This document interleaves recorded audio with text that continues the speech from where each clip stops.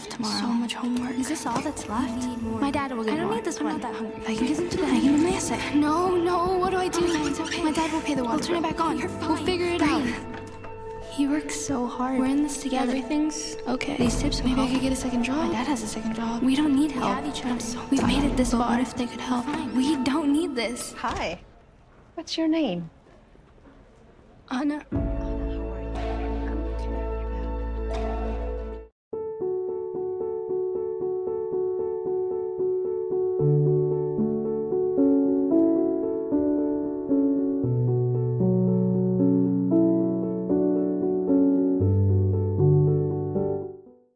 Please help with a special year-end gift today so that we can continue transmitting and distributing our signal through the Dove network. Thank you.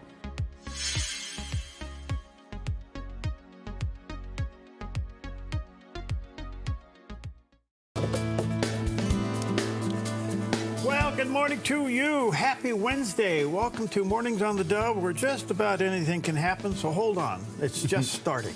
Yep. I am Jerry Bilden's right-hand kick. And I'll always be on his right side. You are always on my right side.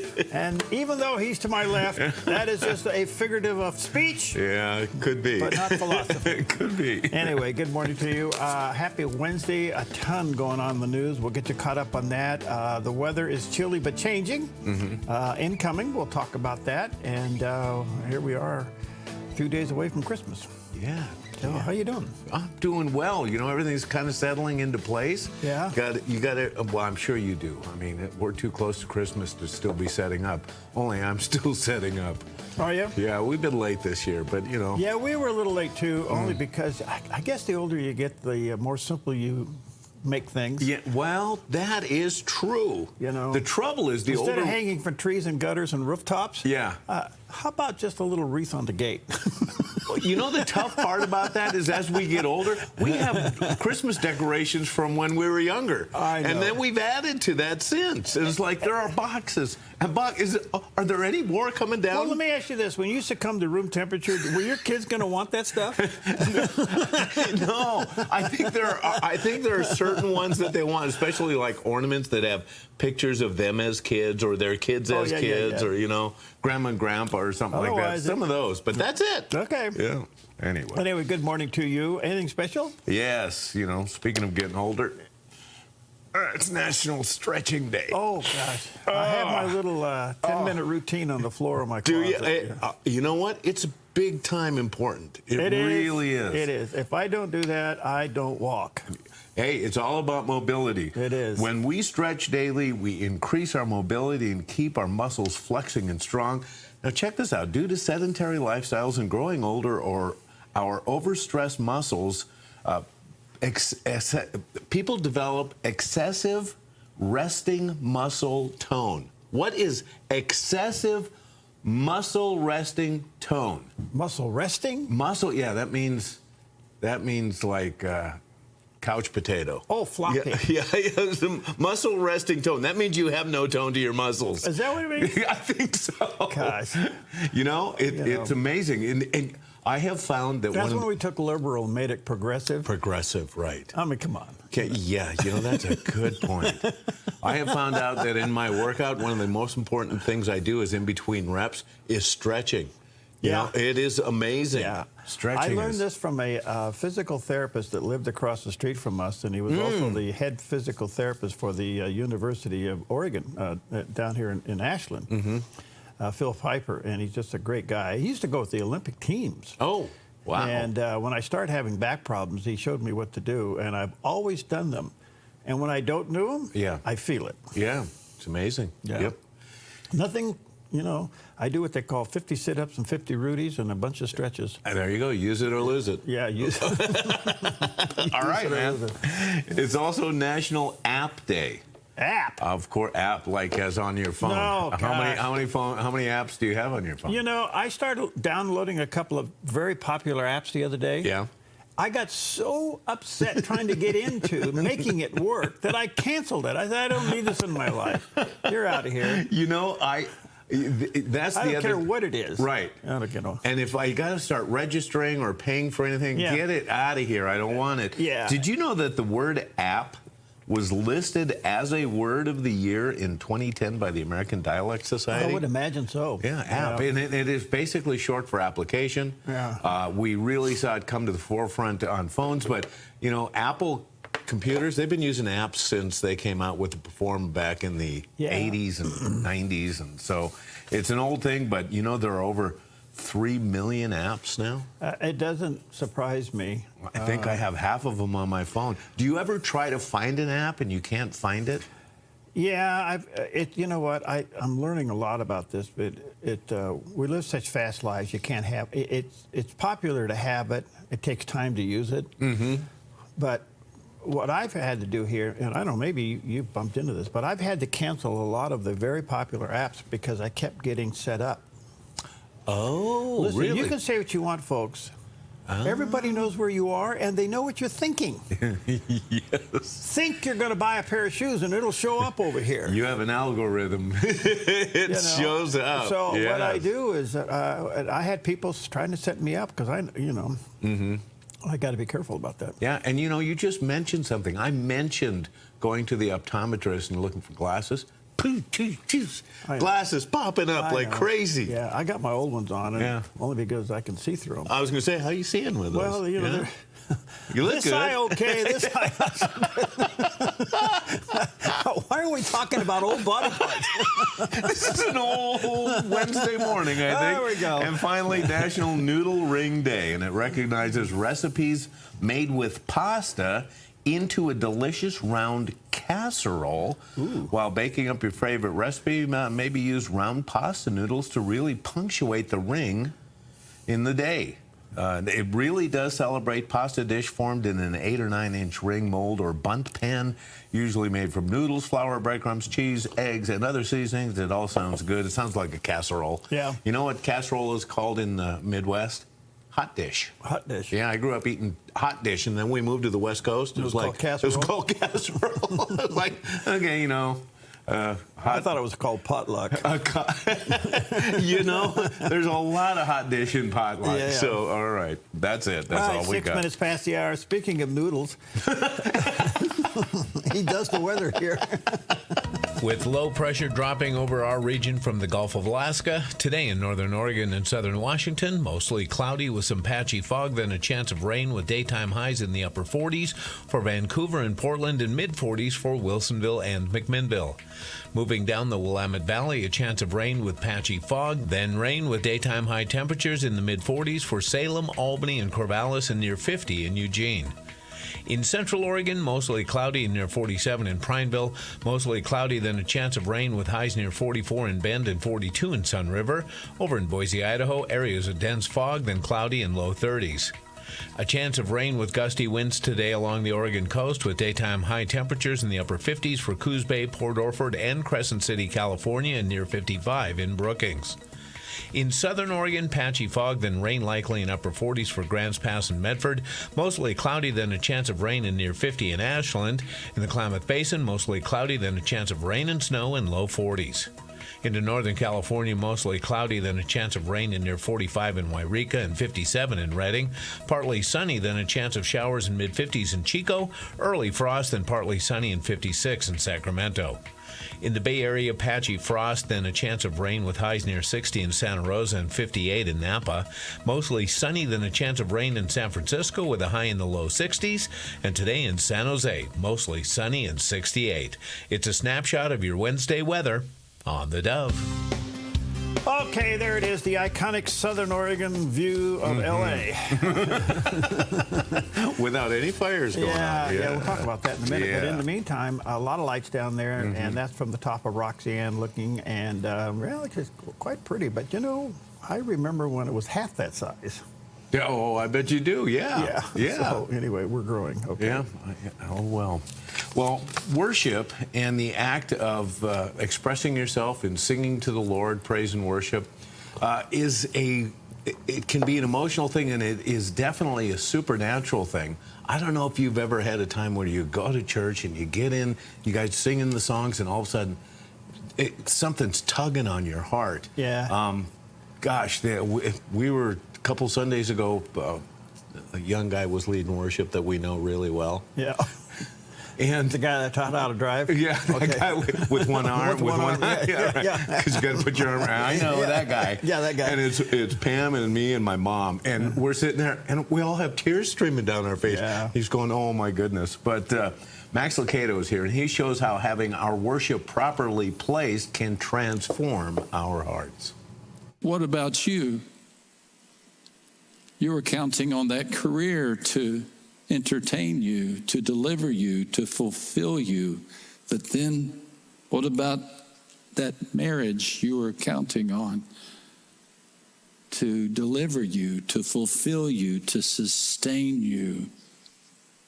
What about that retirement you were saying would carry you, would be the reason for life, the hope of your existence, but it has fallen short? You see, worship might not be the word you use to describe your fascination with stuff or people or events, but it is worship. Anytime we trust an object or activity or person to give us life and meaning, we worship it. And when we make good things the ultimate things, we set ourselves up for disappointment, don't we? We set ourselves up for heartache. If we depend upon a career, a relationship, or a purchase to give our lives meaning, what happens? What happens when it doesn't? Worshiping these imposter gods leaves us lurching from one disappointment to the next until we come to the end of our lives looking back and thinking nothing ever truly satisfied me. And that is because we settled for worshiping puny deities. God-centered worship, on the other hand, rescues us. It rescues us from bamboozlers, from counterfeits. Worship does to your soul what a spring rain does to the Texas ground. It softens it, and it prepares it to receive the seed that brings life. Worship. Mm-hmm. Well, it's interesting he'd talk about that today. Mm-hmm. Do you remember the story in the Bible where the lady came to Jesus, and the moment she saw him, she fell at his feet and began to cry, and and the tears went on his feet, and she wiped them away with her hair, mm-hmm. and then took the alabaster box of fine oil and poured it on his feet. Mm-hmm. That was all over because she was a lady of sin, and she came and got forgiveness. And the depth of her sin and the depth of her forgiveness created a level of worship that caused her to kneel at his feet and cry at his feet and wash his feet with her tears and then clean them with the fine oil. Are you that forgiven? You know what the next scripture says? Those who are forgiven little, love little. If you're taking your salvation for granted because you just like, you and God are okay, let's move on, and you don't have that sense of unbelievable, the continuing sense of unbelievable, humbling forgiveness that God has saved you from hell. If that doesn't break you into your knees, I don't know what else can. And there's no sin that cannot be forgiven. Yeah. There's the unpardonable. That's another story. Right. But is that also true in the eyes of man? You know, we were talking about people, and I'm thinking, you know, all of us have sins in our closet that are under the blood. But when you are tried twice for the same sin, I think that is a horrible testimony to the world. Yes. Yeah. And so, anyway, I don't want to go off on that. Okay. All right. Okay. What is today? Today is Wednesday. Is it really? Yeah. Okay, let's take a look at the top stories this morning. The big one is the unbelievable fast-moving wildfire in Southern California known as the Franklin Fire, burning over 3,000 acres and it's being fanned by the Malibu winds that last night got up to 50 miles an hour. 20,000 residents have had to flee their homes, horse farms, and even the students in Pepperdine University, 3,000 of them, had to huddle inside the school library. Well, look at this picture where they're in the library and the ashes and the ambers and the flames are lapping up against the grass outside the building. Amazing. Yeah. This is unbelievable. 1,500 firefighters battling the blaze. Roads are closed. And guess who had to evacuate among all the other people that evacuated? Is Dick Van Dyke and Cher homes had to be evacuated. So this is down in Malibu. This is a very late in the season fire. It's very dry down there, but the winds are unbelievable. I was going to say, was that fire in Canada, Cher? I thought she left the country. Oh, well, I guess she still has some real estate here and there. Oh, excuse me. Okay. I'm sorry. Yeah. But anyway, you know, we have seen stuff like this here in Oregon where the winds pick up and you just can't, I mean, it's called the Alameda Fire where it wiped out 2 towns. Yeah. So that's kind of the big story of the day. We're keeping an eye on that. The other one, as you know, they now have nabbed Luigi Mangione. Mangione. Yeah, he sounds like a mafia hit. Luigi Mangione. Yeah, well, Luigi Mangione, a 26-year-old Ivy League educated star from a very wealthy family. Very wealthy family. Something got into him, and he's the one now that all the evidence leads that they have nabbed the man that killed the United Healthcare CEO. And on his way into jail yesterday, they were moving around. He kind of went ballistic and started yelling. Yeah. We think this is what he said. It's completely out of touch and an insult to the intelligence of American people and its lived experience. Now, we're not sure what this is, but apparently he is upset with the healthcare system. I understand. First reports is that he has had extensive back surgery. But I got to tell you, he was moving pretty good there. He is. Yeah, I was surprised at that. The other thing is there may be a loophole in this where Obamacare may have created his frustration. You know, I saw something about that. I don't get it yet, but I don't either. Yeah. Anyway, on him was $8,000 of U.S. cash, $2,000 in foreign cash, a mask, a passport, and the ghost gun with the silencer. All of this was on his person when they arrested him at McDonald's the other day. A couple things coming out of this. First of all, he's fighting extradition. He doesn't want to go back to New York. His lawyer says he sees zero evidence that would implicate his client would be guilty in this crime. Don't you love attorneys? Is that Alan Biggs? Zero evidence. Now, there are two things that are coming out of this that are kind of interesting. The term ghost gun. And ghost gun basically means any unserial number gun. Any gun without a serial number is a ghost gun. Was it done on a printer? It's a 3D printed gun. This is a homemade gun. And the silencer is homemade as well. And I was listening to an expert on this morning on the way in. They were talking about it. And basically, this is becoming easier and easier for people to get these printers, download the plans to these guns, get the materials for your 3D printer, and print a gun on a 3D printer at home. And he prints the silencer, the suppressor as well. So this is kind of unusual stuff, but now, you know, we think a printer is something you put the paper in and it pops something out. Exactly. A friend of mine, in fact, one of our board members, has 3D printers in his business. And I went over to the other day and I thought, I'm kind of curious to see how this works. Yeah. I am blown away. I mean, it depends on what the program is. Yeah, right. And I said to him, what do you do? He said, well, I program this. I turn it on, and I come home. Or I go home, and I come back in the morning, and there's 20 of these sitting on the counter. Gosh. You're kidding me? Wow. No. So, to your point, it can be done. Well, the other thing they have found, apparently they did find some manifesto, if we can use that term, some reasoning behind this. All signs point that this is the guy, and his family is in shock, as you can imagine. But anyway, we'll see where this goes. There's much to this story because how did he know to come up behind that guy and shoot him from behind. Yeah, he obviously surveilled him. He surveilled him. Yeah, yeah. And this was so premeditated. I saw something interesting, too, an article that questions whether DA Alvin Bragg is competent enough to be able to prosecute this case because it's coming back to New York. I think Alvin Bragg gets the wagon circled around him and slowly exited out of town. I think you're right, yeah. He needs to be escorted to Mars. Big time. Yeah. Yeah. All right. The other big story is that the this is so interesting to me. I have to laugh.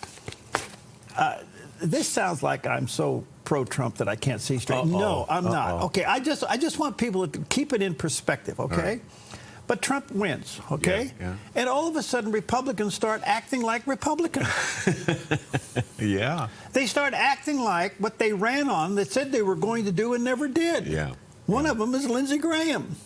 Oh, you don't know what side of the fence he's on sometimes. Right. You know? What's he doing now? Well, he's coming out with what they're calling the transformational top priority security bill, which is the border. In other words, once the new Congress is in session, we're going for it. And here's what he had to say. From our point of view over here, one of the primary issues facing the American people in 2024 for president and other elections, who is best able to control a broken border? Most Americans are sympathetic, kind-hearted people who feel like the Biden administration was criminally negligent in protecting us by having a broken border and allowing drugs to pour into our country to kill tens of thousands of young people, allow people to come in our country who are convicted felons to do damage to families we'll hear from today. That nightmare is coming to a close. In January of 2025, the Republican Senate will make its top priority a transformational border security bill that will be taken up and passed by Budget Committee, increasing the number of bed spaces available to detain people instead of releasing them, increasing the number of ICE agents to deal with people who should be deported, finish the wall, and put technology on the border so we'll have operational control of the border. That's going to be our top priority. I want to cut taxes, we will cut taxes. But as to the Senate, transformational border security goes first through reconciliation. Over 8 million people were encountered during the Biden years, 4 million released into the country. Okay, you know what the big story was late yesterday? The numbers show that more people have come through Biden's border than went through Ellis Island years. Oh, no kidding. Oh, my goodness. So the 4 years that this administration has allowed more people into this country illegally than all the people that legally went through Ellis Island. Wow. Can you imagine that? No. So the only thing I can say about Lindsey Graham, thanks for coming to the party. You're a little late. I don't know what you guys been doing back there. I don't know why you weren't in front of the cameras every day for 4 years yelling about this. Yeah. But now they've been given, maybe the tools, a majority in the Senate, to do something about it. Yeah. The other story is, it looks like instead of being fired, FBI Director Wray says, I think I'll just go. Really? Yeah. So here's the deal. His term expires in 3 years. Okay? All right. But he's at the whim of the president. Yes. And so, as you know, Grassley issued a letter about his performance a couple of days ago, and it was scathing. I mean, it was really bad. It listed all of his failures. Oh. Okay. And, I mean, it was like 13 major of them. Oh. Okay. And so he knows that he's going to get replaced. The question is, do you want to be fired by the Donald? or do you want to go ahead and quit? Yeah. And all signs are pointing that he will go ahead and resign and not have the distinction of being fired by Donald Trump. So that's happening. And there we see a picture of his replacement. Yeah. Cash. I'm telling you, the left is coming unglued because of what's coming into office. I wonder what kind of, what they'll do in looking at the performance of the past FBI director and some of the things that have gone on. Are they going to scrutinize these last 4 years? You know, That is a great question. I want to say to all of us, we're borderline of gloating. Yeah. That's dangerous. Yeah. Pride proceeds a fall. Boom. Yeah. Okay. I would say that the incoming administration has every right to retaliate because it was illegal. I think the best thing they do is just ruin their reputation. Yeah. And right. When I think the other thing, too, don't spend the time of trying to get a court date. See, and that's the trouble. If you start really scrutinizing, then the word retaliation comes in. I heard somebody point out yesterday, it's not retaliation we're looking for, it's accountability. Yes. And I think that's what you do. And, you're not going to get any favorable things in the press, but the press has been discredited. So I wouldn't even worry about the press. Yes. When Whoopi does their thing on The View, who cares? Yes. When the late night talk show guys are babbling off over there, the Bill Mears and all the, who cares? Right. I mean, I think what you do now is the people voted and they want the border shut down. They want the justice system cleaned up. And so I don't know. I think that they're going to suffer, those who put up all this nonsense. They're going to suffer the embarrassment by being proved that they were intentionally breaking the law. Yeah. Now, whether they get prosecuted, that's yet to be seen. I don't know. How's that sound? Sounds good. Does it? Yeah. What do we have today? Oh, we have a round, we got round noodle casserole stuff. Ooh. Okay, pasta. There's a, it's a pasta casserole. Ew. Yeah. Okay. I know. I know. Hot dish. Hot dish. We got some leftover lunch out there. I know we do. All right, we'll bring it back. Giddy up, giddy up, giddy up, it's grand, just holding your hand. As we glide along, sing a song of a winter.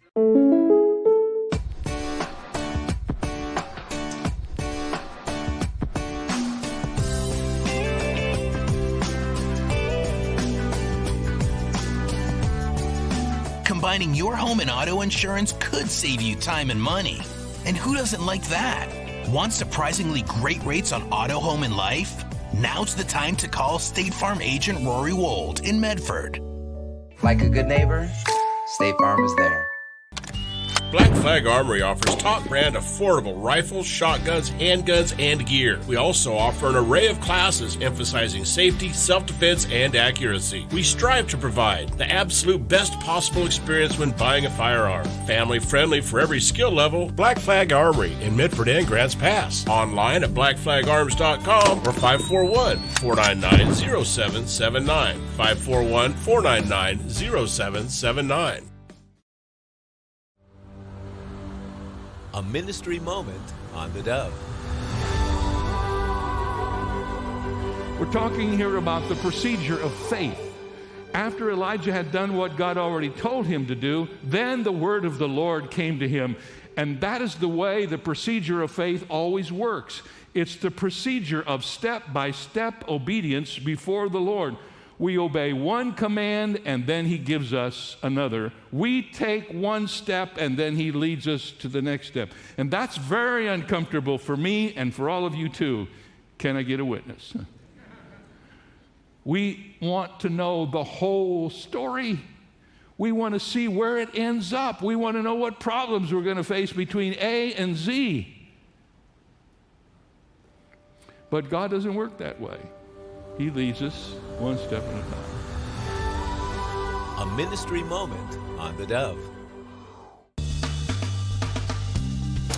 All right, good morning to you. Ooh, boy, we got to get going here. That last guy talked too much. Those last guys.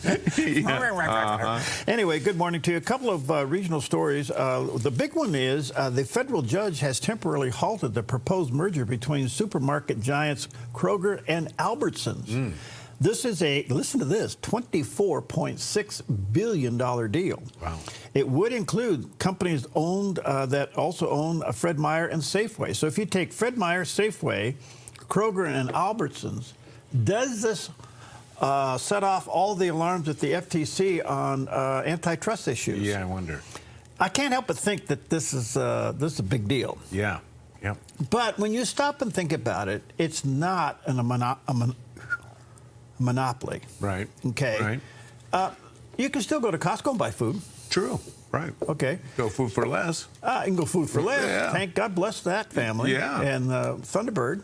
So the only thing I can say is that it's been temporarily halted. I don't know where this is going to go, but it was moving through the court. The U.S. District Court, Judge Nelson issued a ruling yesterday after holding a 3-week hearing that it will temporarily halt the proposed merger. So I'm not sure where all the details are. But you stop and think about it. A $24.6 billion deal. This is a big West Coast deal. Yeah, yeah. And so, anyway, we'll keep you posted on that. The other thing is a little bit of a backyard thing, and I want to remind you, let's get into the season of Merry Christmas. Okay, well, let's do it. All right. Get all your grandkids. Have you had them all in the same car at the same time? In the same what? Car. I can't. It's illegal. No, go ahead anyway. You know what? I've had most of them on my quad at one time. Oh, really? You talk about illegal. Okay. Oh. You want to borrow the Dove van and just throw them back to the... Yes. Kind of like boxes of food or something? That would be a great sight. Okay, well, yes. then go over to the Medford Bethel Church starting tomorrow night. Okay. Or is it tonight? Today? Oh, tomorrow night. Okay. So Thursday, Friday, and Saturday, they're going to have their drive-through Christmas light show. Oh, cool. And it's from 6 to 9. I'm going to get some pictures of this today. I've asked Roger, who kind of heads up the place over there, to come in and be on the show tomorrow. But I want to plug it because this is really cool. They've gone through a lot of work. So you don't even have to get out of your car. Nice. But I think you get things at the end. Oh, okay. It could be like a candy cane or something. I don't know. Whatever. Anyway, you're going to drive. They got the perfect place for it because it's kind of hilly. Yes, it is. And so you're going to drive through the parking lot, and you're going to go through these various stages. And you're going to come to the nativity scene. Okay. And there's going to be an old wise guy there. Well, let me put it this way. One of the wise men is old. I thought there was going to be a mafia guy, a wise guy, an old wise guy. Well, listen, could he be seen as mafia? Yeah. Anyway, my best friend, Bud Swally. Oh, yeah. Okay, he's going to be a wise man. Is he really? And I said, well, Bud, you finally made it. All right. But anyway, it's going to be... Now, listen, here's the deal. For all of you in the Southern Oregon area, the next 3 nights, starting tomorrow night, Thursday, Friday, Saturday, take your family, get them in the car. Don't throw them in the car. Strap them in. Yes. Go on up there. It's up on the hill, and way up at the very top of McAndrews. Beautiful spot, and you'll be led through there, and it's like a drive-through nativity scene, Christmas scene, and it'll be the next 3 nights. And I invited Roger, the guy that heads all this up, Pastor Roger, up there to come over and be on the show tomorrow. So we'll see. But in the meantime, I want to give it a plug so you can put it on your calendar. Thursday, Friday, Saturday. Do the Light Fest drive-through at Medford Bethel Church up on the hill. Cool. Okay. Let's take a look at. Let's see. What have I done? Okay. Satellite? Am I? Yeah. Let's take a look at the satellite image. Ooh. What does that mean? It's not as threatening as it looks. We have a lot of moisture. There's a lot of storm activity out over the Pacific. Yeah. But we're going to see cloudy skies today, high of about 43. Cloudy skies tomorrow, high of about 48. And then on Friday, we see the first of the moisture coming over our edge, and that'll about a 60% chance of showers on Friday and 75% on Saturday. So we should be getting rain in the valleys and snow in the upper elevations. So Okay. it's pretty good. I like that. Well, it's interesting. When a president-elect has that term around him, you usually wait until January 20th for their era like to he begin. never left the White House. It's like the only thing is he's sleeping at Mar-a-Lago temporarily. That's right. What do they call it? Is that the Southern White House now, or what? Yeah, the Southern Command. Yeah, I wonder. That's what Rush Limbaugh called it. Oh, that's aptly named. Yeah. I like that. Yeah. Well, Newt Gingrich joined Fox Business's Stuart Varney and said, the Trump era has begun, and that's for sure. He also commented on Trump's nominees, including Pete Hegseth. Well, I just wrote a newsletter at Gingrich 360 saying that Trump is the first de facto president in American history. Yeah. He literally, when he went to Paris, President Macron treated him with the full presidential honors as though he were the incumbent president. There were 82 heads of state there. He met with the president of Ukraine, the prime minister of Italy, and it was literally as though the President Trump era has begun.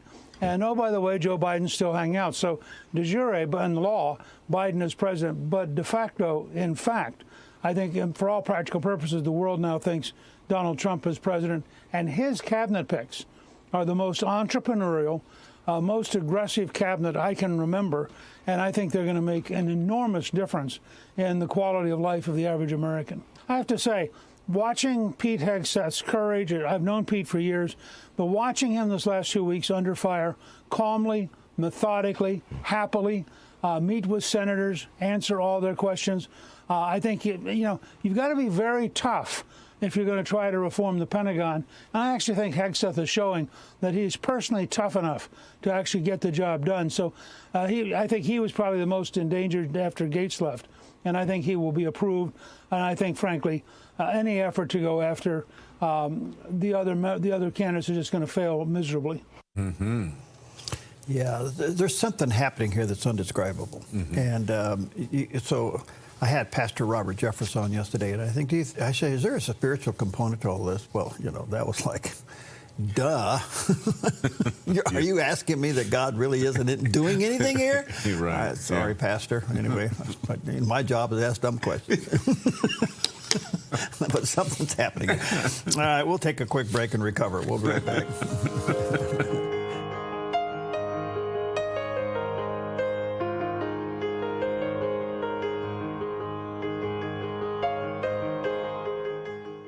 Worried that inflation might burst your retirement bubble? I'm Michelle Slate. Lighthouse Financial shines guiding light on retirement, investing, and insurance.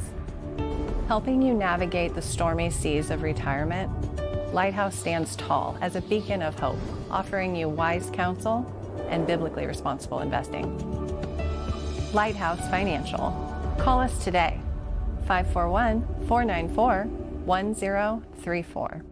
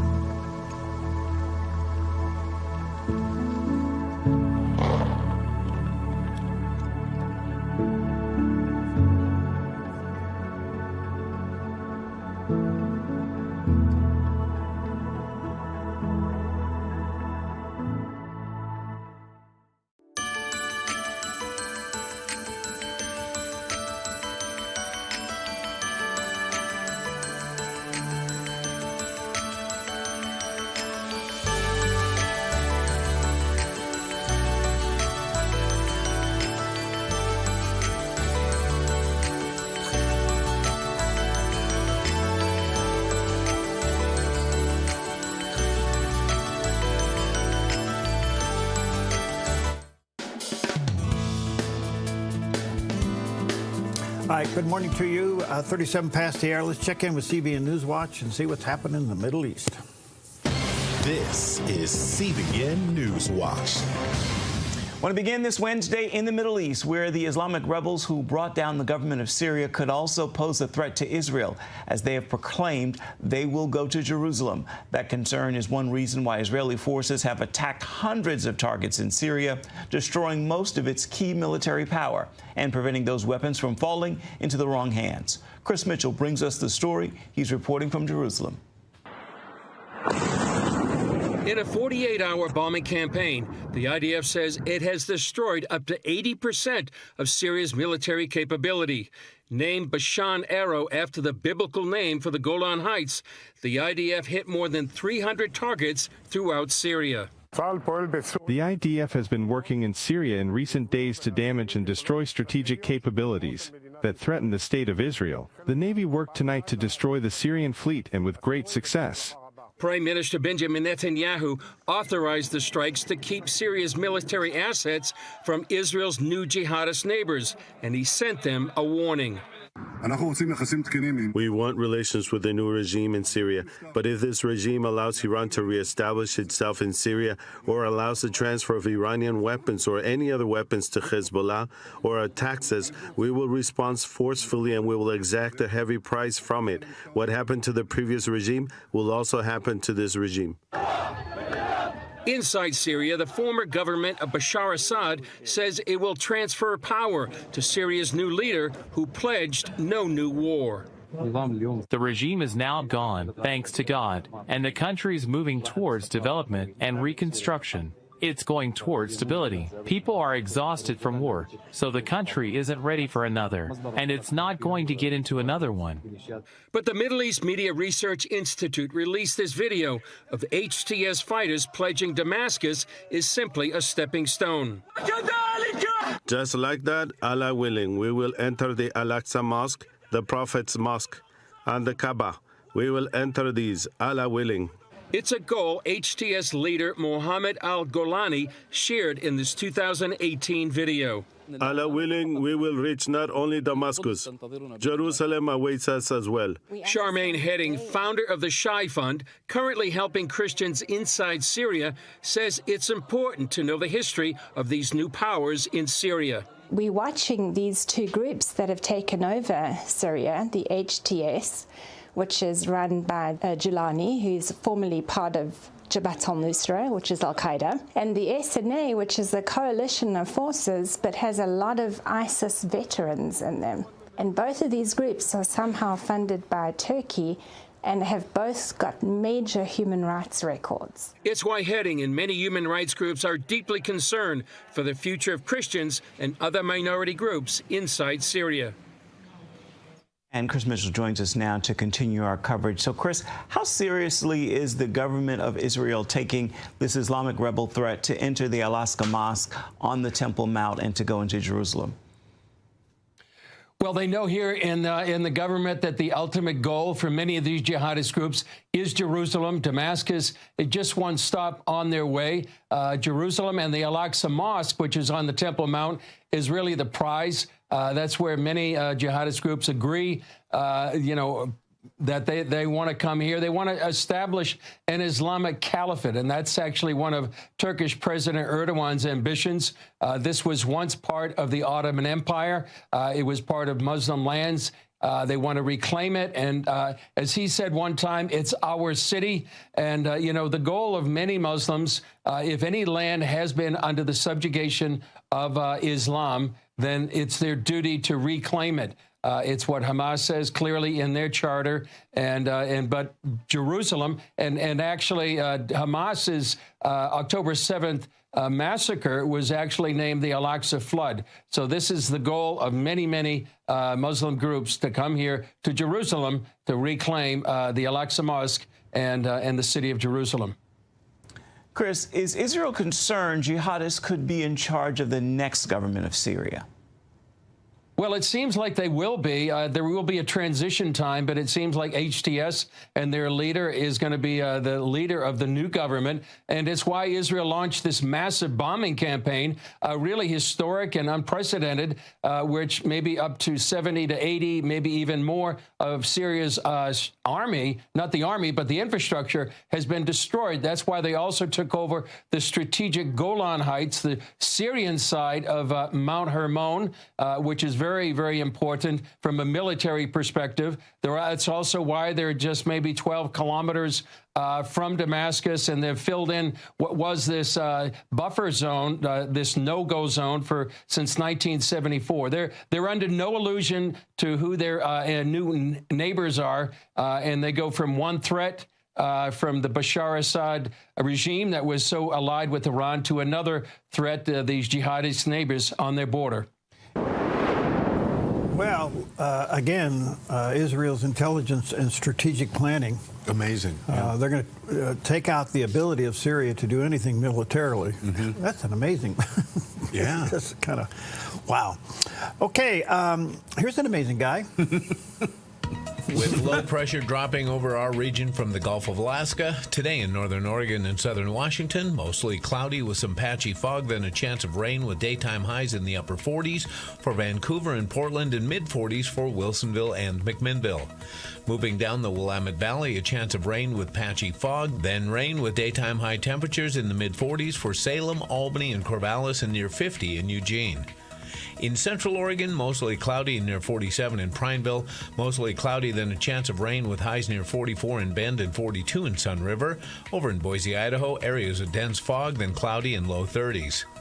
A chance of rain with gusty winds today along the Oregon coast with daytime high temperatures in the upper 50s for Coos Bay, Port Orford, and Crescent City, California, and near 55 in Brookings. In southern Oregon, patchy fog, then rain likely in upper 40s for Grants Pass and Medford. Mostly cloudy, then a chance of rain in near 50 in Ashland. In the Klamath Basin, mostly cloudy, then a chance of rain and snow in low 40s. Into northern California, mostly cloudy, then a chance of rain in near 45 in Wairika and 57 in Redding. Partly sunny, then a chance of showers in mid-50s in Chico. Early frost, then partly sunny and 56 in Sacramento. In the Bay Area, patchy frost, then a chance of rain with highs near 60 in Santa Rosa and 58 in Napa. Mostly sunny, then a chance of rain in San Francisco with a high in the low 60s. And today in San Jose, mostly sunny and 68. It's a snapshot of your Wednesday weather on the Dove. Okay, beautiful shot of Mount Ashland. It's a little dark up there right now, but there's the lodge and a little bit of grooming and a clear parking lot and more snow coming. It's a lovely sight. I'm just glad we stayed cold enough where we kept the snow. There you go. Well, you know, obviously we see these presidential assassination attempts take place. It's nothing new. It's been going on for a long time, but this is kind of different. I wasn't aware of this because it was on this day in history that a plot to assassinate a U.S. president-elect on foreign soil is thwarted. After being elected on November 6, 1928, President-elect Herbert Hoover, accompanied by his wife Lou Hoover, embarked on a goodwill tour of Latin America aboard the USS Utah. The trip aimed to promote peace and unity among the nations of the Americas. On December 11th, the streets of Buenos Aires, Argentina were charged with anticipation as President-elect Hoover's train prepared to depart. But behind the scenes, danger was brewing.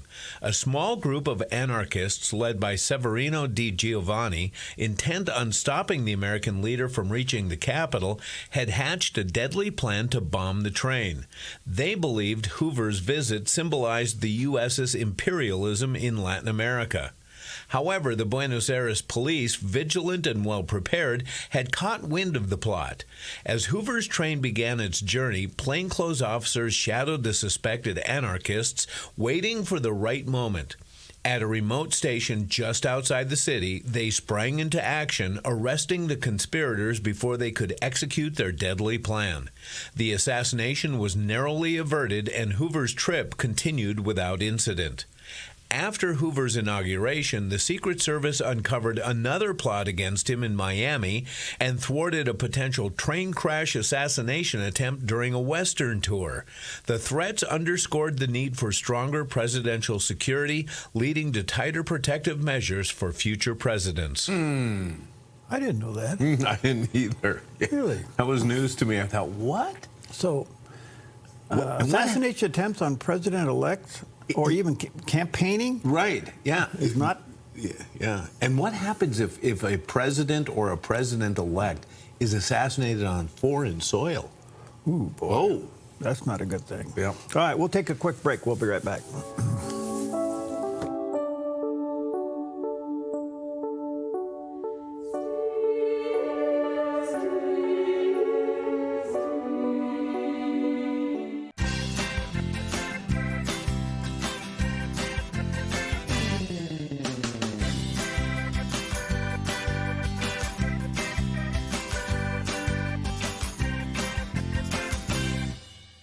At Sweet Tea Express, we've got you covered. Order at the counter and our friendly service staff will do the rest.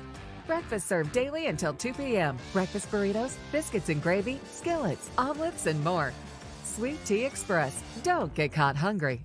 theDove.us, your place online to stay encouraged and informed. Enrich and grow your faith with reliable, inspiring content. Anywhere you are, you can stream the Dove TV's faith-based programming. Listen to the Dove Radio. Ask for prayer. Get the Word for You Today devotional. Plus, download the Dove app. Go to theDove.us, a trustworthy Christian media platform that will change your life forever. Make it yours today. You feel most alive where you feel most at home. And this is living. Bobcat, the company that changed the way the world works, is coming home with a quality compact tractor built to match your quality of life. This isn't work you have to do. It's work you get to do. So get it done in a tractor that's all you. See your dealer or visit bobcat.com. Hello, my name is Todd Friel, host of Wretched TV, seen right here on Dove TV. Some people say Wretched. That's a perfect name for the contents of the TV program I host.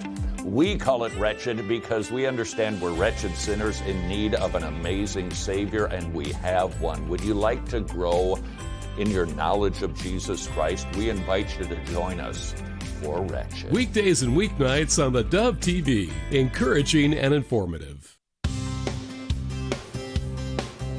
Okay, welcome back. 10 minutes before the hour. Yesterday I had Ruthie Bloom on. She is with the Jerusalem News Syndicate, but she also has previously worked inside the administration of the Prime Minister Benjamin Netanyahu.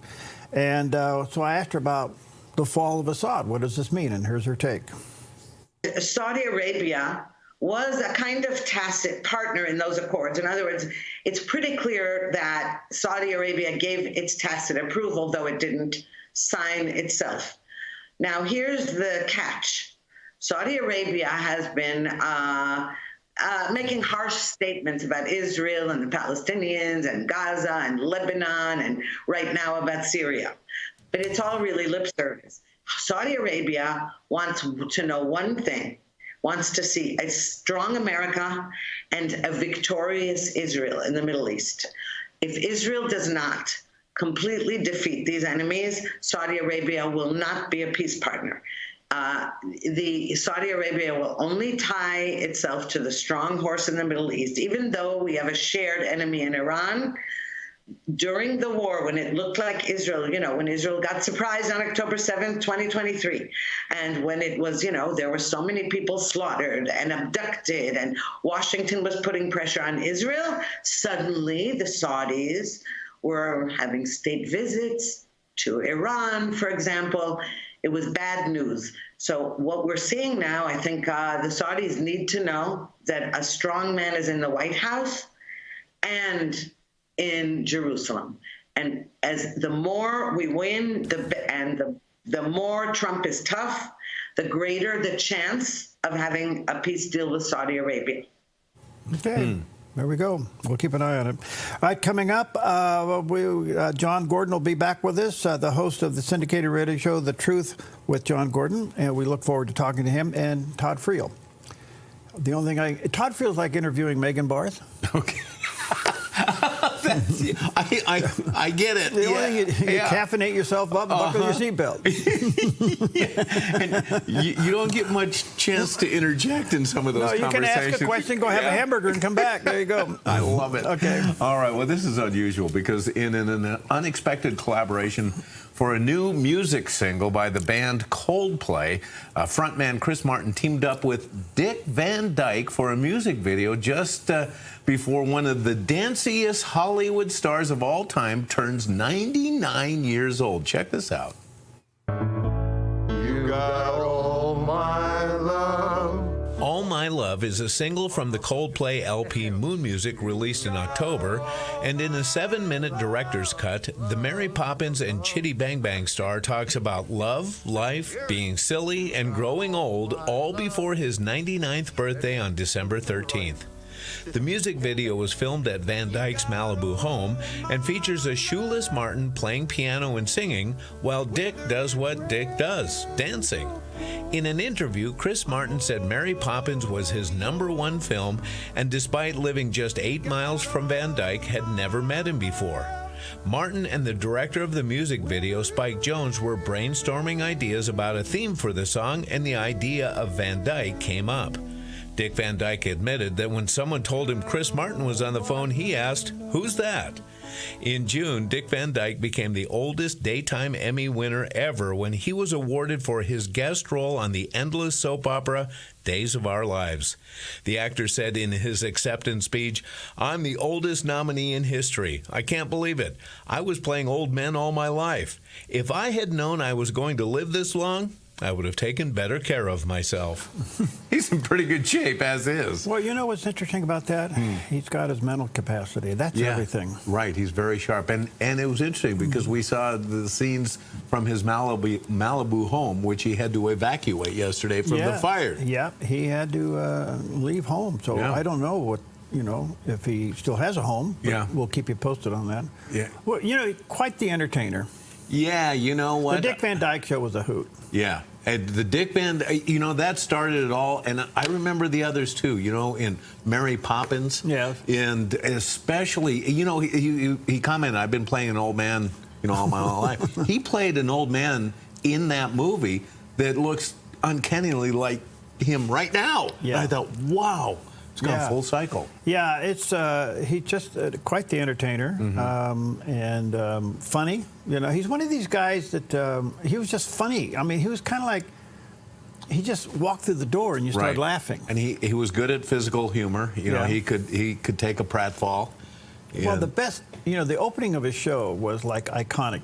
He walks in and trips over the ottoman. Yes. And that was everything. That started the show, and then of course all the other things. 99. When? This week? Friday. He turns 99 on Friday. Wow, isn't that something? Yeah. That's good stuff. All right, stick around. By the way, just to let you know, what time is it? Oh, I got a second here. Oh, yeah. We're going to start giving these Bibles away. We have 12 of them for the 12 days of Christmas, and you can go to theDove.us. This is the Life Essential Study Bible that has the 1,500 QR codes in it from Genesis to Revelation. And you run your QR reader over that.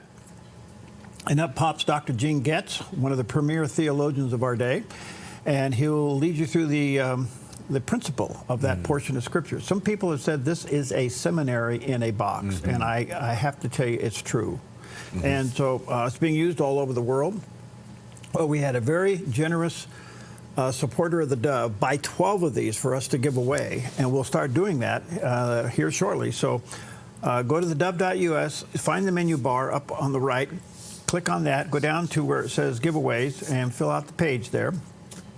We'll protect all that information, and we'll start drawing names. I tell you what, the other thing is, you may want to look for one of these as a gift for Christmas. They're wonderful. Are we drawing first one on Friday? I think so. 13th? Yeah. Are we going to do it here? Yes. Okay. You, great. me. Yeah, okay. You, and I'll read the name. Okay. Okay. Better you than me. A very powerful verse found in Romans chapter 6, verse 23. For the wages of sin is death, but the gift of life is eternal life in Christ Jesus our Lord. Your decision. All right, we'll be right back.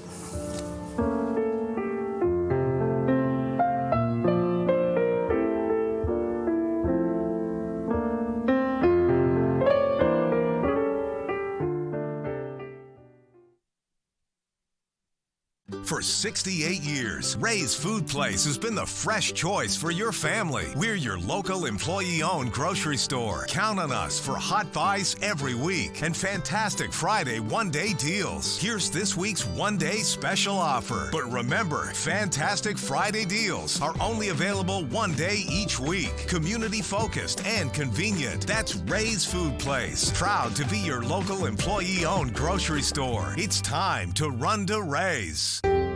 Come fall in love with Northridge Senior Living, where contemporary sunlit interiors meet old world elegance.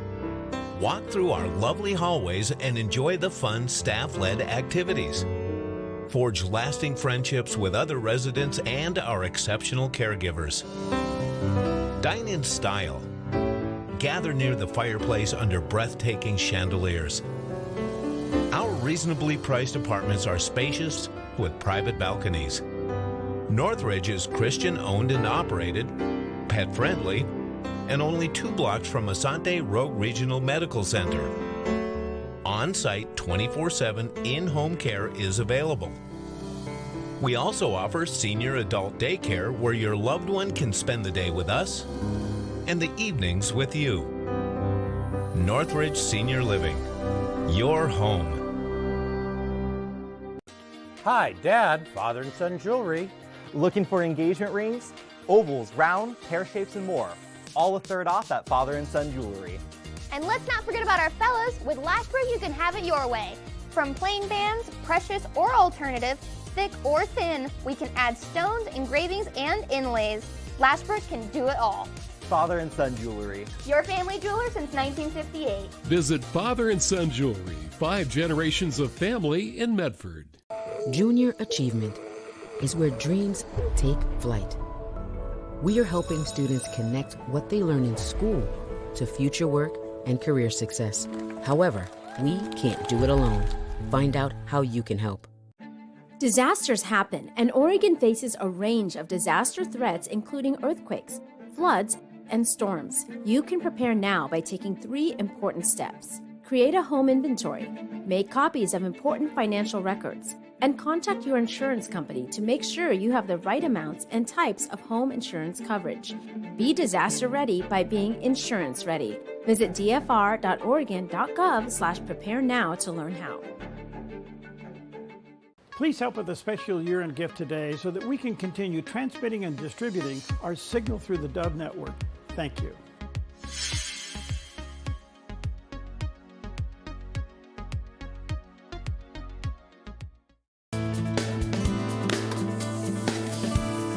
Well, good morning to you. Happy Wednesday. Welcome to Mornings on the Dove. Merry Christmas. Incoming weather, we'll talk about that. That is Jerry Bilden. There's only one, and Pam owns him. Yeah, sometimes she's wondering about that. Yeah. And I'm here to make him look good. Thank you. Anyway, good Thank morning you to you. A lot going on in the news. We'll get you caught up on that. Anything special today? What's the first thing you do in the morning when you wake up? Touch to see if I'm alive. Yeah, and then maybe we'll stretch. Am I here? I guess another day. Yeah. Thank you, alarm clock, for getting me up. National Stretching Day. Oh, okay. And stretching is important. Flexibility is important for our lifestyle, and it's the use it or lose it kind of mentality. Yeah. So if you are so inclined, start stretching today. It increases your mobility, keeps your muscles flexible and strong, and reverses what they call, check this out, excessive resting muscle tone. I have no idea. That's couch potato muscles. Is that what it is? That's what it is, yes. That is the weirdest. Is that a new word for bloat? You sloth. So, anyway, it's also National App Day. Oh, my stars. Of course, that's what we get on our phones, and there are literally millions of apps. Now, are you good at keeping the apps clean? Getting rid of the ones you don't use on your phone. I get a little bit messy on mine. Do you? I have a lot of apps, and I sometimes have to rely on Siri to find them for me. Oh, well, if you keep flipping through your phone, then there's a list. If you know the app by name, it's easier than finding it by the icon.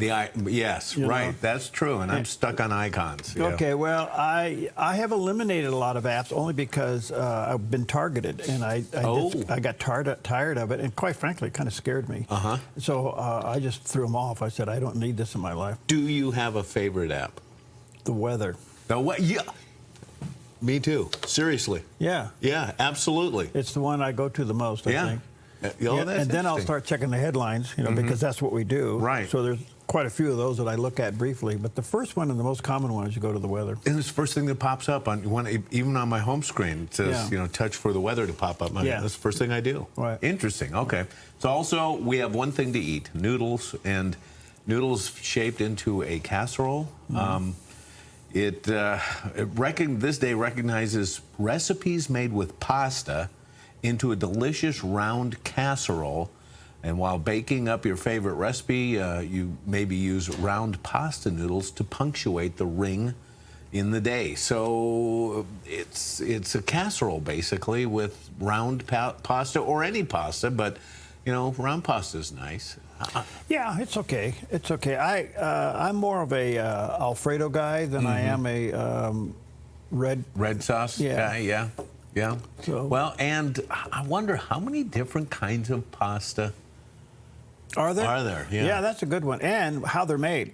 And how they're made, and what are they for? Because pasta is supposed to be the different types of pastas for the different types of sauce you have on it. Yeah. Supposedly. Yeah. So. Do you have a favorite?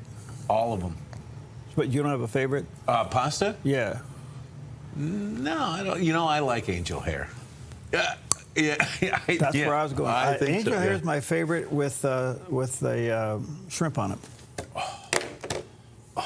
Yeah, scampi. Okay.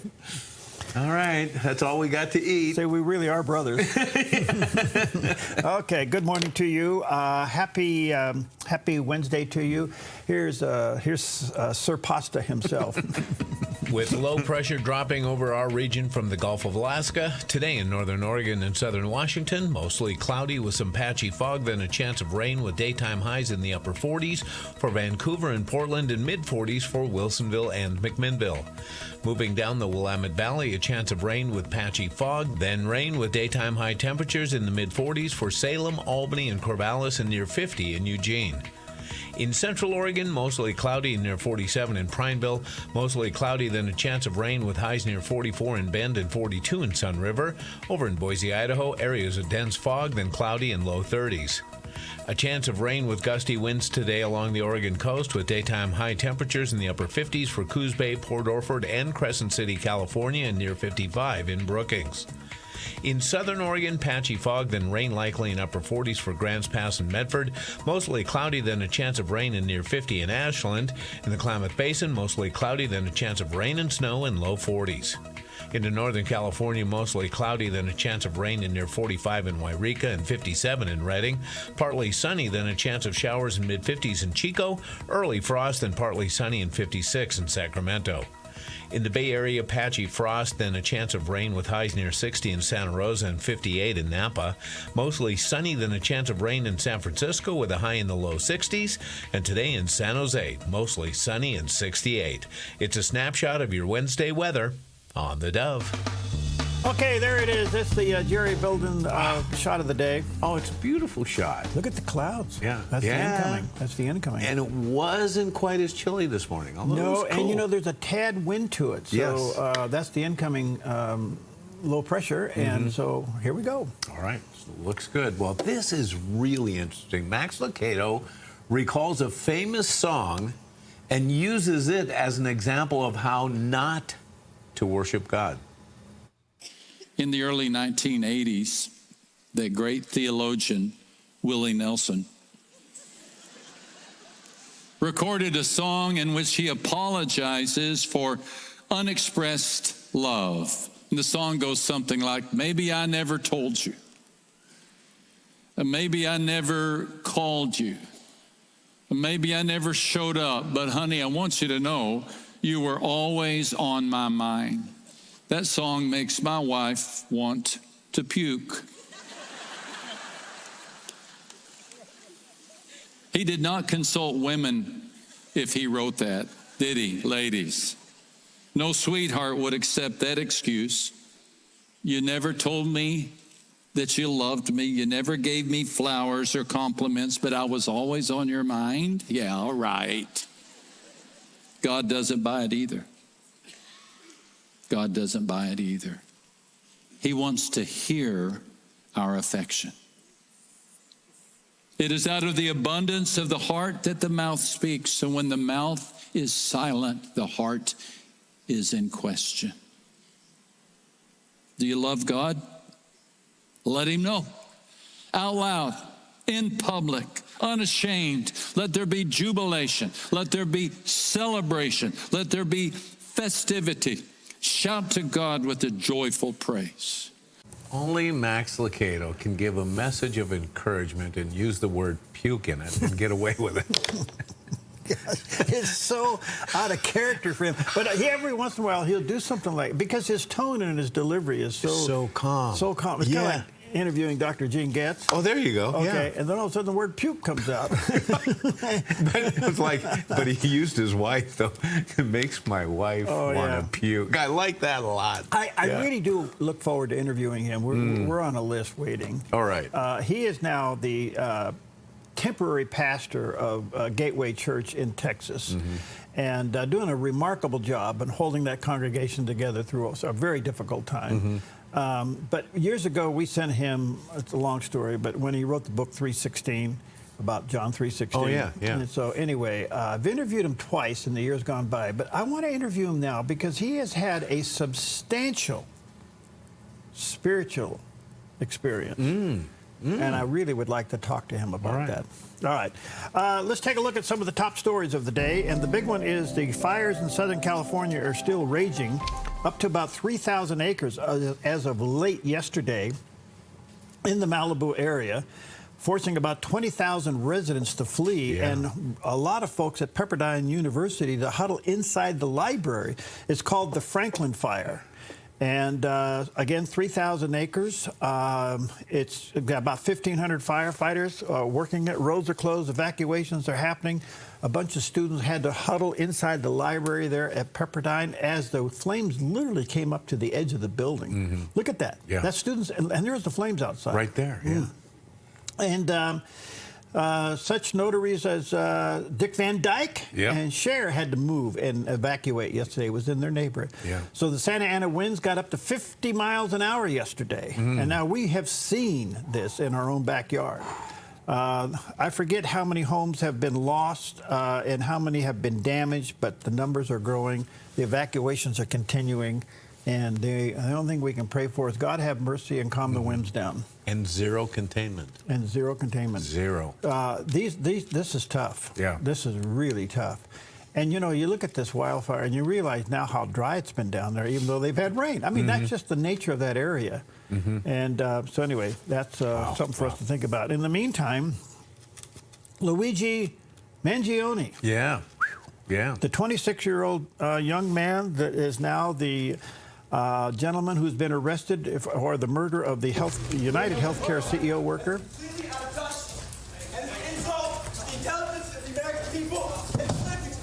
So this is like a prosecutor's nightmare.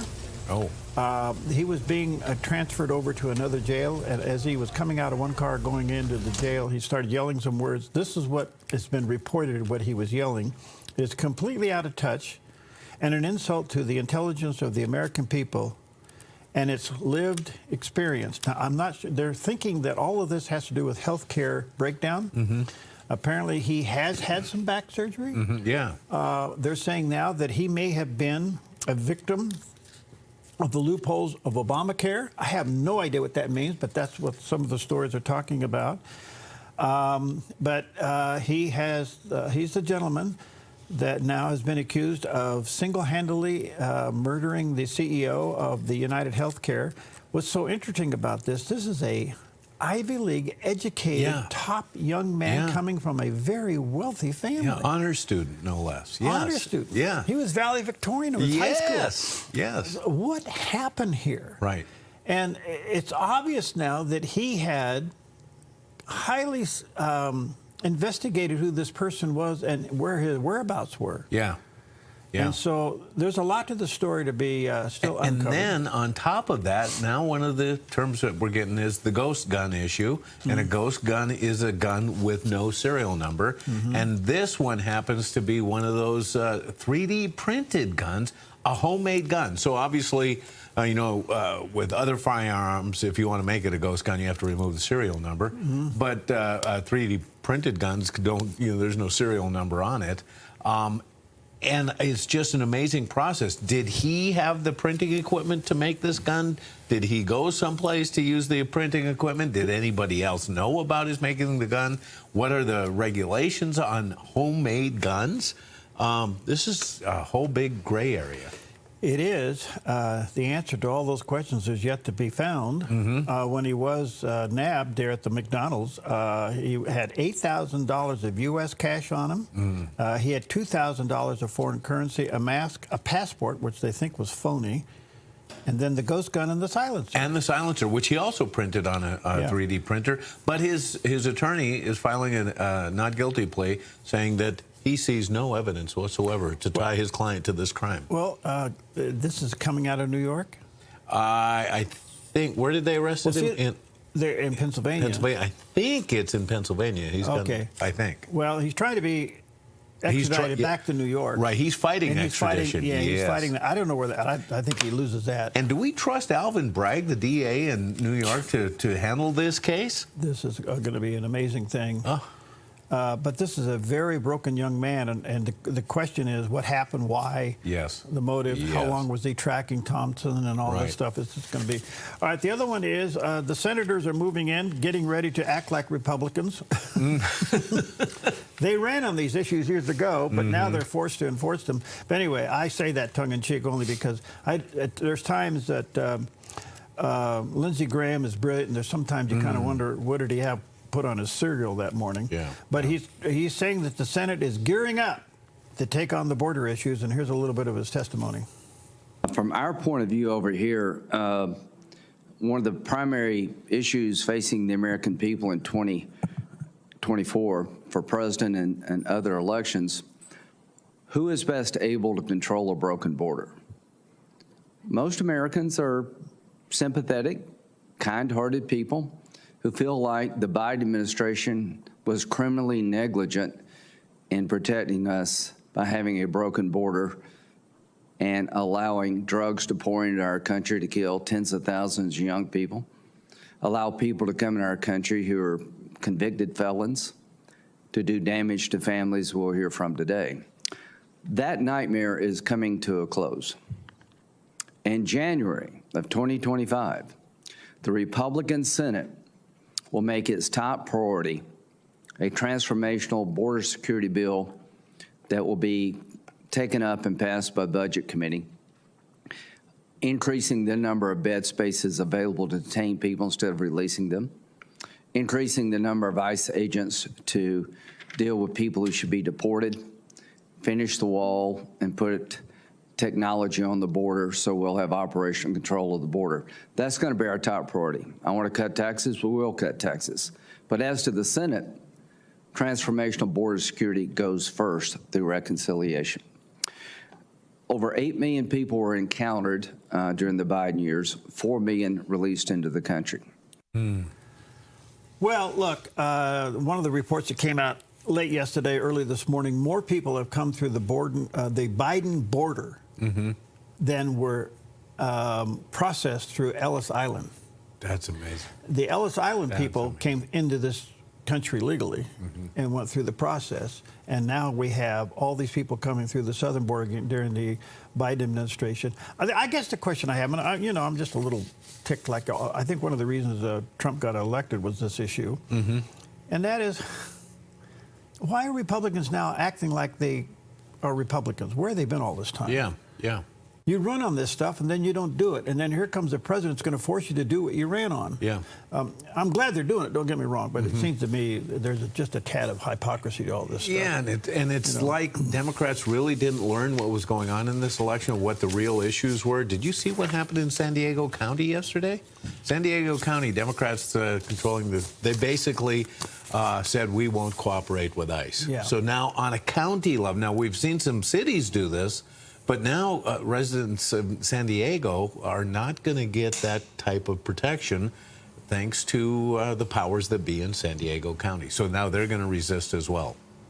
Well, here comes border czar Holman, Holman, and apparently he has the power of ICE behind him. So is this going to be federal government over state government and civil government? Hold on. This is going to be a TV series made for prime time. It is. We'll be right back.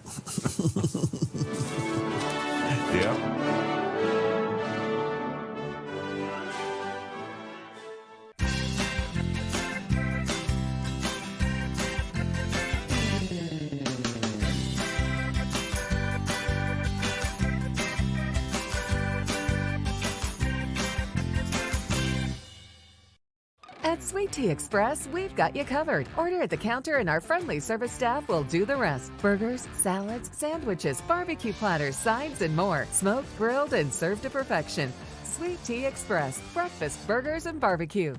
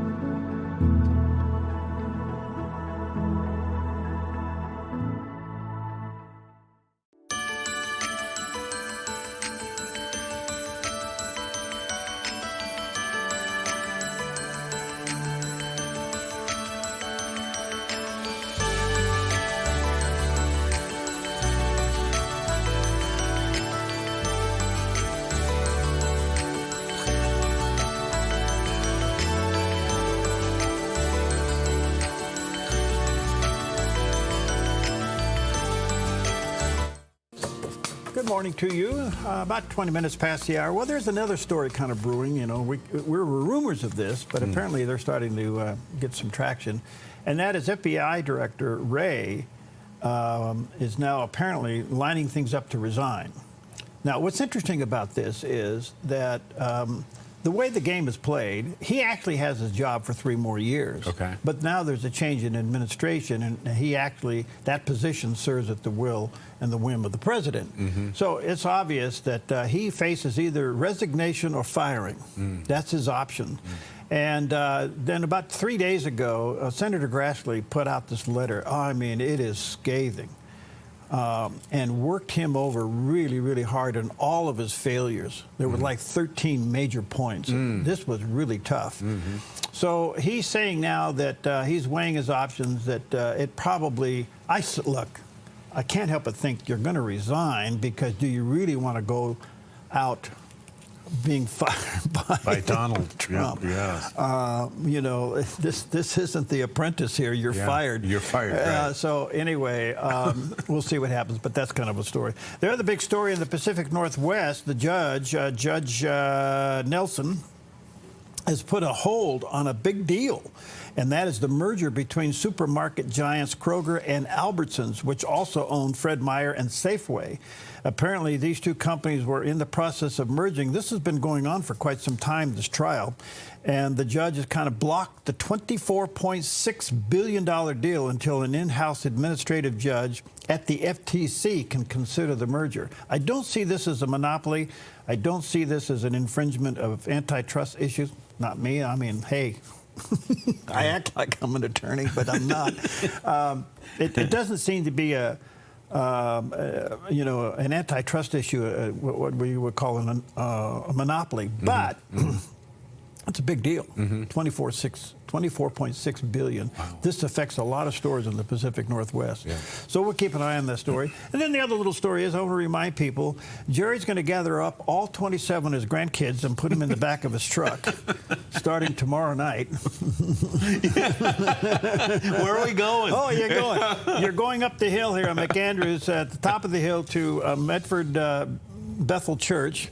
They're going to have their beautiful Light Fest, which is a drive-through where you drive through and they move you. It's kind of like a drive-through nativity scene. And so it's really well done. They have put on quite the show. So, folks, this is free. It's totally a hoot to do. And it's going to be tomorrow night, Friday night, and Saturday night. So 3 nights, okay? And so plan on it. Take your kids, put them in the car, and take them on through. And I think you will have a very enjoyable. It won't take long. You can stay in the warmth of the car. Yeah. And you're going to see a very old wise man standing around the nativity scene. Yeah. Yeah. He's finally. I told him his name is Bud. I told him, well, he's finally a wise guy. Oh, that's good. Hang in there, bro. Love you. Yeah. Okay, but anyway. I might have Roger on tomorrow. We'll see how that goes. Pastor Roger, he's the guy that puts it all together up there. He does a great job, Huntley. So we'll see if Pastor Huntley can be with us to talk more about that tomorrow. Right. But anyway, tomorrow night, Friday night, and Saturday night. All right, let's take a look at Wall Street for a Wednesday morning. Thank you, Preston. You're the man. Yes, sir. If you want smart, you'll call him and get this lawn. The Dow's off about 83 points. Woo, look at the NAS. What's going on over there? 260 points up. And the S&P is up. Boy, that's kind of that is a mixed show. Yeah, it is. Look at that. The Dow's down, NAS is way up. Okay. That pushed gold. Look at that. Gold's at 27.42. Silver's now heading towards 33, just under it a little bit. And crude oil's back up to 72, almost $73 a barrel. So that's what's going on there. Yeah, I paid $3.49 yesterday for diesel, and unleaded is $2.99 for regular. At the C? Yep, really? The big C. The big C. Absolutely. Well, this is interesting. Newt Gingrich joined Fox Business's Stuart Varney, who asked Newt if he thought Musk and Ramaswamy really have what it takes to accomplish their goals with Doge. Now, I've read Berger's terrific book on SpaceX, and I'm now reading Isaacson's amazing biography of Elon Musk. Good. Look, Musk's energy level, he makes Trump look slow and quiet and calm. I mean, he is just unbelievable. And frankly, Ramaswamy has already founded $2 billion companies, run for president. So you got two guys who are smart, energetic, courageous, have enormous resources. And if I'm not sure they can get $1 trillion in 1 year, but I have no doubt they're going to take out more than enough money to pay for the tax cuts, which frankly will pay for themselves through economic growth. But I think they're going to dramatically change the government. Just start with Ramaswamy's radical suggestion that federal workers should actually show up. Radical. I mean, this kind of bold thinking could change Washington. Amazing. Well, I haven't heard of any opposition from anybody that doesn't like what's coming. Yeah. In fact, small business, what do they call it? Consumer index. The consumer index of small business anticipation is through the roof, and it hasn't even happened yet. Right. So the excitement of a fresh start in the economy has got a lot of people excited. There's two things they got to do. They got to lower the they got to lower fuel energy rates. That will just boom everything. And they got to bring the homeowner loans down, home purchase loans down. If they can bring that rate down, those two things alone will just skyrocket this economy. Yeah, and you mentioned that you don't know anybody who's against this or see a negative. Well, the left is kind of crazy. Well, and especially if you're a federal worker and you haven't had to go into the office since COVID, you might not be for it. Yeah. But I think everybody else is. Well, you know what? This is the difference between bureaucracy and capitalism. We now have a bunch of capitalists that are going to run the country, not a bunch of bureaucrats. And what's so interesting to me is that these Republicans that ran to get elected, saying that they're going to do what Trump actually won for doing, is it amazing? All of a sudden they decided, well, you know, maybe I better get on this train. I think he's redefined conservatism. Yeah. You know, and so the interesting thing about this, when you have these Republicans going, I guess I better, you know, get on board here. Yeah, it's unusual that you see. I mean, we've seen it in politicians. They run on platforms. They have these points to get elected. Then they seem to turn their back on some of that stuff. It's the DC disease. The DCD. DCD. And they go there and they come back and they're changed and they have a lot of words but no answers. Well, we're working on that. Well, we're looking into that. Well, we're investigating that. Well, we got a bill working on that. Yeah. The Ramaswamy and the Elon Musk task force, and I got to remember, this is an advisory committee. It's not a department. Okay. So they're going to go around. They're going to find the fat, the bloat, the pork, and they're going to recommend to the agency leaders and the president to do something about it, and they're going to find a lot. I bet they will, yeah. I think the days of $1,500 hammers are going to go away. So we'll see what happens. I don't know. Okay, well, listen, Jerry is... can you get 27 seat belts in the back of your truck? I doubt it. You want to borrow the Dove van? Yeah, that'd be shove nice. them all in there? Yeah, nobody'd see. There's no windows in the back. So. Well, then you let them out and let them run through there. We'll be right back.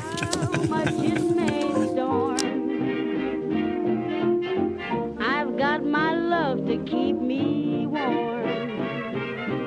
I can't remember a word. Your yard is where life happens, but it can be muddy and hard to maintain. Enjoy a maintenance-free artificial turf lawn all year round with Smart Lawn LLC. No mowing, no fertilizing, no watering. Our synthetic grass is beautiful and resilient. It's certified to be lead-free, and there's no need for pesticides. Safe for your children and pets. Smart Lawn LLC has all your artificial turf and putting green areas covered beautifully. 541-941-3538. Long shift tomorrow. So much homework. Is this all that's left? My dad will get more. I don't need this one. I'm not that hungry. If I can get him to bed, I can do my essay. No, what do I do? Okay, it's okay. My dad will pay the water. We'll turn it back on. You're fine. We'll figure it out. He works so hard. We're in this together. Everything's okay. These tips maybe I could get a second job. My dad has a second job. We don't need help. We've made it this far. What if they could help? We don't need this. Hi. What's your name? Anna. Sometimes I hear people say when I ask them how they're doing, I'm doing okay down under the circumstances. But we don't belong under the circumstances. We belong above the circumstances. We're not undercomers, we're overcomers. Amen? Live a life of unstoppable strength, unmovable faith, and unbelievable power. Discover how you can be an overcomer.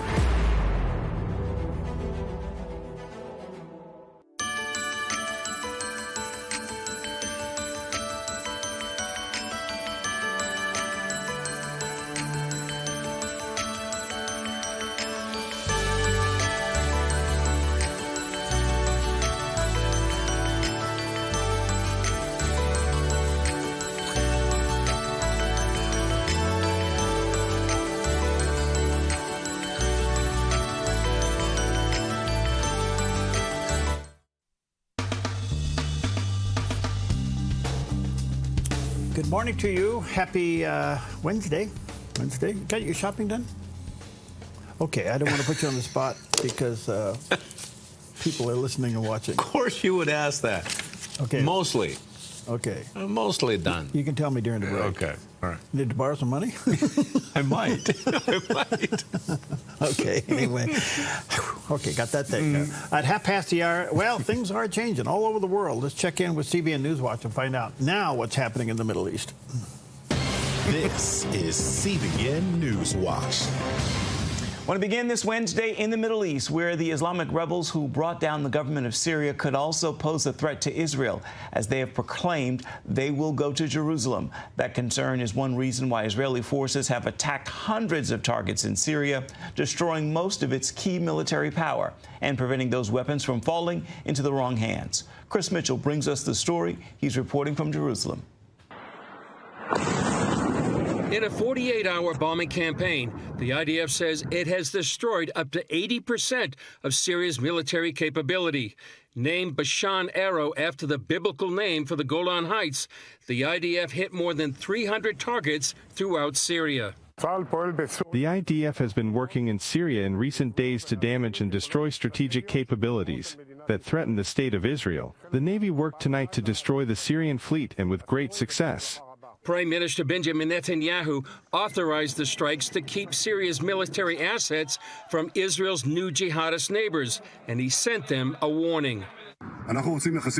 We want relations with the new regime in Syria, but if this regime allows Iran to reestablish itself in Syria or allows the transfer of Iranian weapons or any other weapons to Hezbollah or attacks us, we will respond forcefully and we will exact a heavy price from it. What happened to the previous regime will also happen to this regime. Inside Syria, the former government of Bashar Assad says it will transfer power to Syria's new leader, who pledged no new war. The regime is now gone, thanks to God, and the country is moving towards development and reconstruction. It's going towards stability. People are exhausted from war, so the country isn't ready for another, and it's not going to get into another one. But the Middle East Media Research Institute released this video of HTS fighters pledging Damascus is simply a stepping stone. Just like that, Allah willing, we will enter the Al-Aqsa Mosque, the Prophet's Mosque, and the Kaaba. We will enter these, Allah willing. It's a goal HTS leader Mohammed al-Golani shared in this 2018 video. Allah willing, we will reach not only Damascus, Jerusalem awaits us as well. Charmaine Heading, founder of the Shai Fund, currently helping Christians inside Syria, says it's important to know the history of these new powers in Syria. We're watching these two groups that have taken over Syria, the HTS, which is run by Gilani, who's formerly part of Jabhat al-Nusra, which is Al-Qaeda, and the SNA, which is a coalition of forces but has a lot of ISIS veterans in them. And both of these groups are somehow funded by Turkey and have both got major human rights records. It's why Heading and many human rights groups are deeply concerned for the future of Christians and other minority groups inside Syria. And Chris Mitchell joins us now to continue our coverage. So, Chris, how seriously is the government of Israel taking this Islamic rebel threat to enter the Al-Aqsa Mosque on the Temple Mount and to go into Jerusalem? Well, they know here in the government that the ultimate goal for many of these jihadist groups is Jerusalem. Damascus is just one stop on their way. Jerusalem and the Al-Aqsa Mosque, which is on the Temple Mount, is really the prize. That's where many jihadist groups agree, that they want to come here. They want to establish an Islamic caliphate, and that's actually one of Turkish President Erdogan's ambitions. This was once part of the Ottoman Empire. It was part of Muslim lands.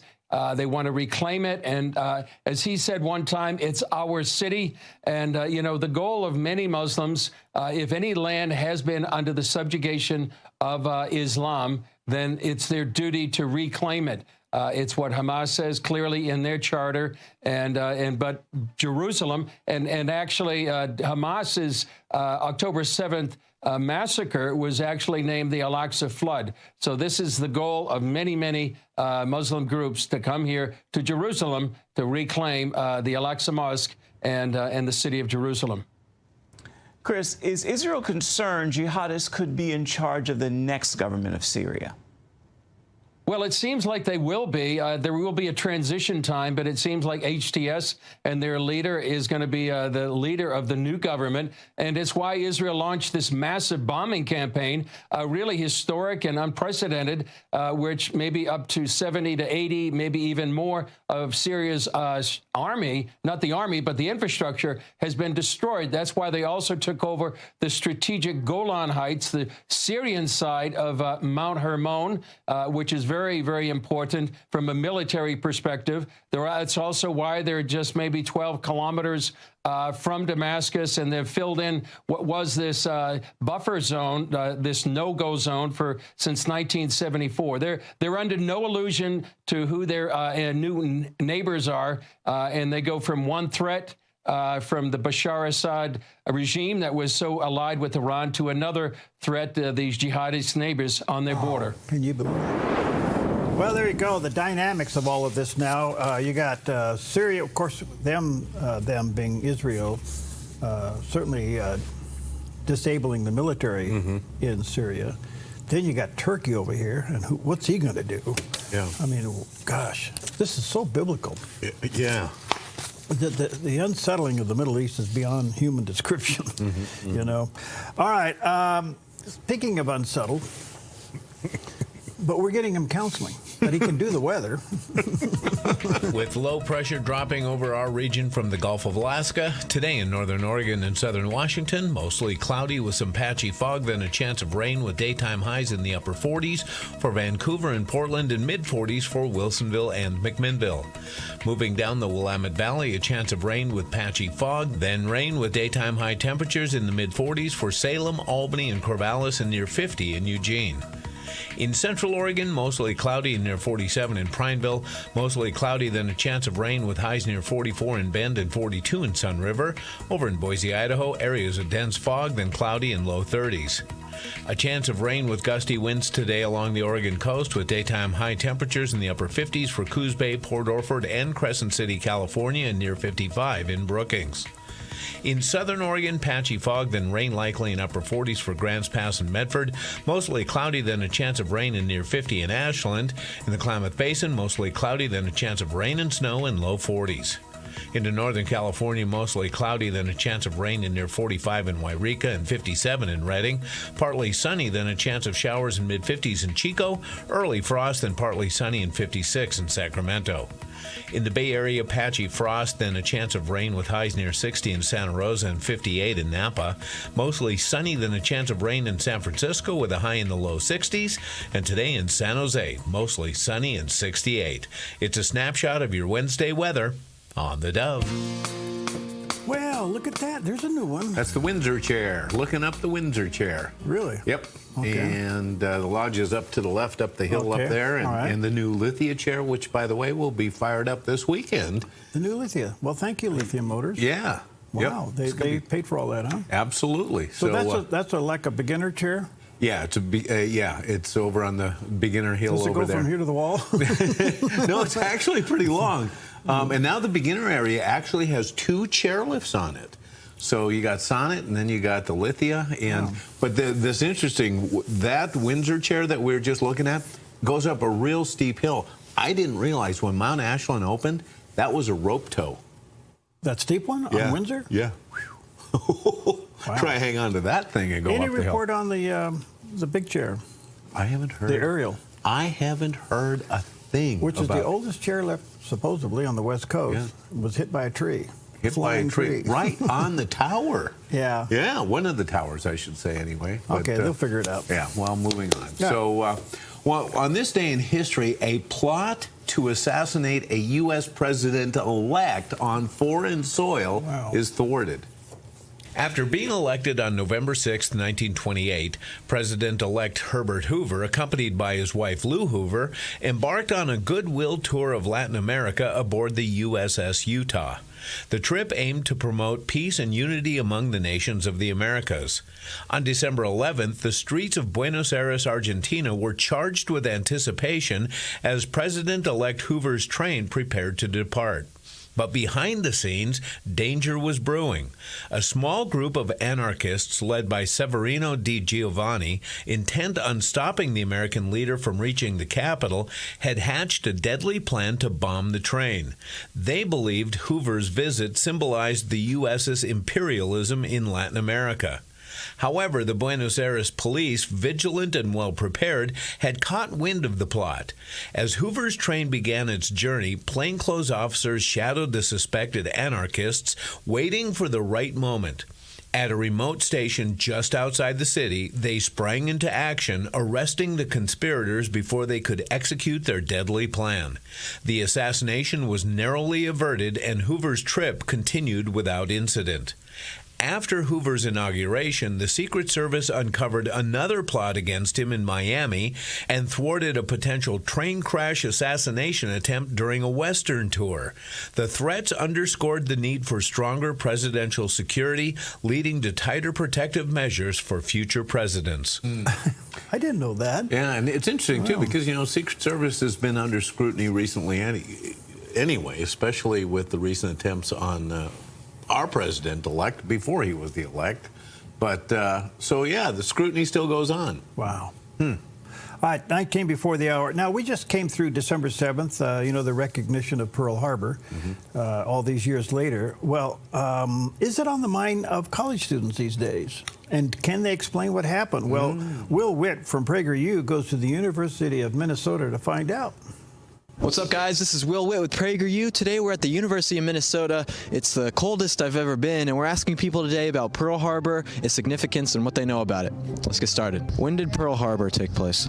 Ooh, 1960s sometime. I feel like it's somewhere in the 80s. 1914 or something. 1914? Yeah, it's something with World War I. World War II. If you switch the 4 and the 1, you're right. It's 1941. Do you know the day? No. I want to say November 11th or May 7th. Those are my 2 dates I'm thinking of. It's December 7th. December 7th. Okay. 1941. Where's Pearl Harbor located? Is it? Okay. It's either off the coast of Florida or Hawaii-ish. Which one? Ooh. 50-50. I'm going to go with Florida. It's Hawaii. Dang it. Okay. Yeah. Is it as cold up there as it is down here? In Hawaii? Do you know who attacked Pearl Harbor? I'm done. Okay. It's so cold. The attack on Pearl Harbor, when did that take place? December 7th, 1941. There you go. Where is Pearl Harbor located? Hawaii. Okay. And who attacked us at Pearl Harbor? The Japanese. Why is it important to know about Pearl Harbor and what happened? It started American involvement in World War II. It was the first major attack on U.S. soil. And the only way that the Allies could come back and win was with our help. It helped the world out a great deal. Do you think that you should know more about Pearl Harbor? I do think I should. Yeah. Why do you think that? Because it's an important piece of our history, and it's important for people to be informed. Otherwise, similar situations could arise, and history's taught a lot of lessons. So yes, it's important. Yeah. Did you learn something today? I did. Thank you. You're welcome. I appreciate it. Zip your coat up. You got a down coat on. Zip it up. Jumping up and down trying to keep warm. I was actually kind of taken back. Now, we see these things on campuses, and we're never really surprised at how little sometimes these college students know. But I thought, Pearl Harbor? I mean, this isn't real deep history as far as being a long time ago. 40s aren't that long ago, and it was... World War II, for crying out loud. It's what got us into it. So think about this. 30 years from now, somebody will be on the streets from PragerU asking somebody, do you know what the term 9/11 means? And they may not. That is a great point. They may not. I think, you know what? You may find some folks in that boat right now. Well, you know, that's true. Okay. Well, anyway, we're going to bask in our intelligence. We'll be right back.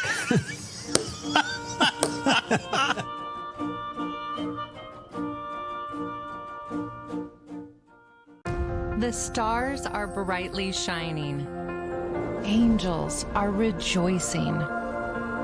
Fall on your knees and join us to celebrate the wonders of His love. The entire Rogue Valley is invited to Mountain Church's outdoor Christmas Eve celebration. 5:30 at Pear Blossom Amphitheater. Come and behold Him. Nigerian Christians in Iran are routinely arrested. Happily, Christians continue to suffer. In times of trial and affliction, you need to know the truth. One of the fastest growing Christian populations in the world. Join Wendy Griffith and George Thomas for Christian World News. Young people are the ones who are open to the gospel. Powerful stories of suffering and hope that affect all Christians. Watch Christian World News weeknights at 5:30 on the Dove TV. The Lennox iComfort S30 thermostat can sense changes in your environment. It even knows when you come and go. So now your home's most important system is also the smartest. Metal Masters can give you the smartest home comfort system available. It knows when you're away and adjusts when allergens and humidity get uncomfortable. Trust Metal Masters to provide perfect air for your family. Lennox. Air is life. Make it perfect. The Bible says sin is pleasurable for a season, but afterwards comes death. So the devil comes, he offers his good wine, if you will, up front, and then you pay the price for it. God says, for you, the Christian, the best is yet to come. Just keep following me and trusting me, and you will see.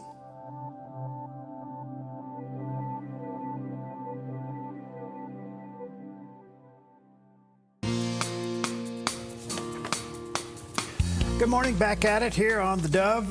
Yesterday I had a very interesting interview. Second time I've interviewed Ruthie Bloom. Now she is with the Jerusalem News Syndicate, but prior to all of that, she actually worked in the offices of the Prime Minister as one of the reporters, news gatherers, and actually an advisor.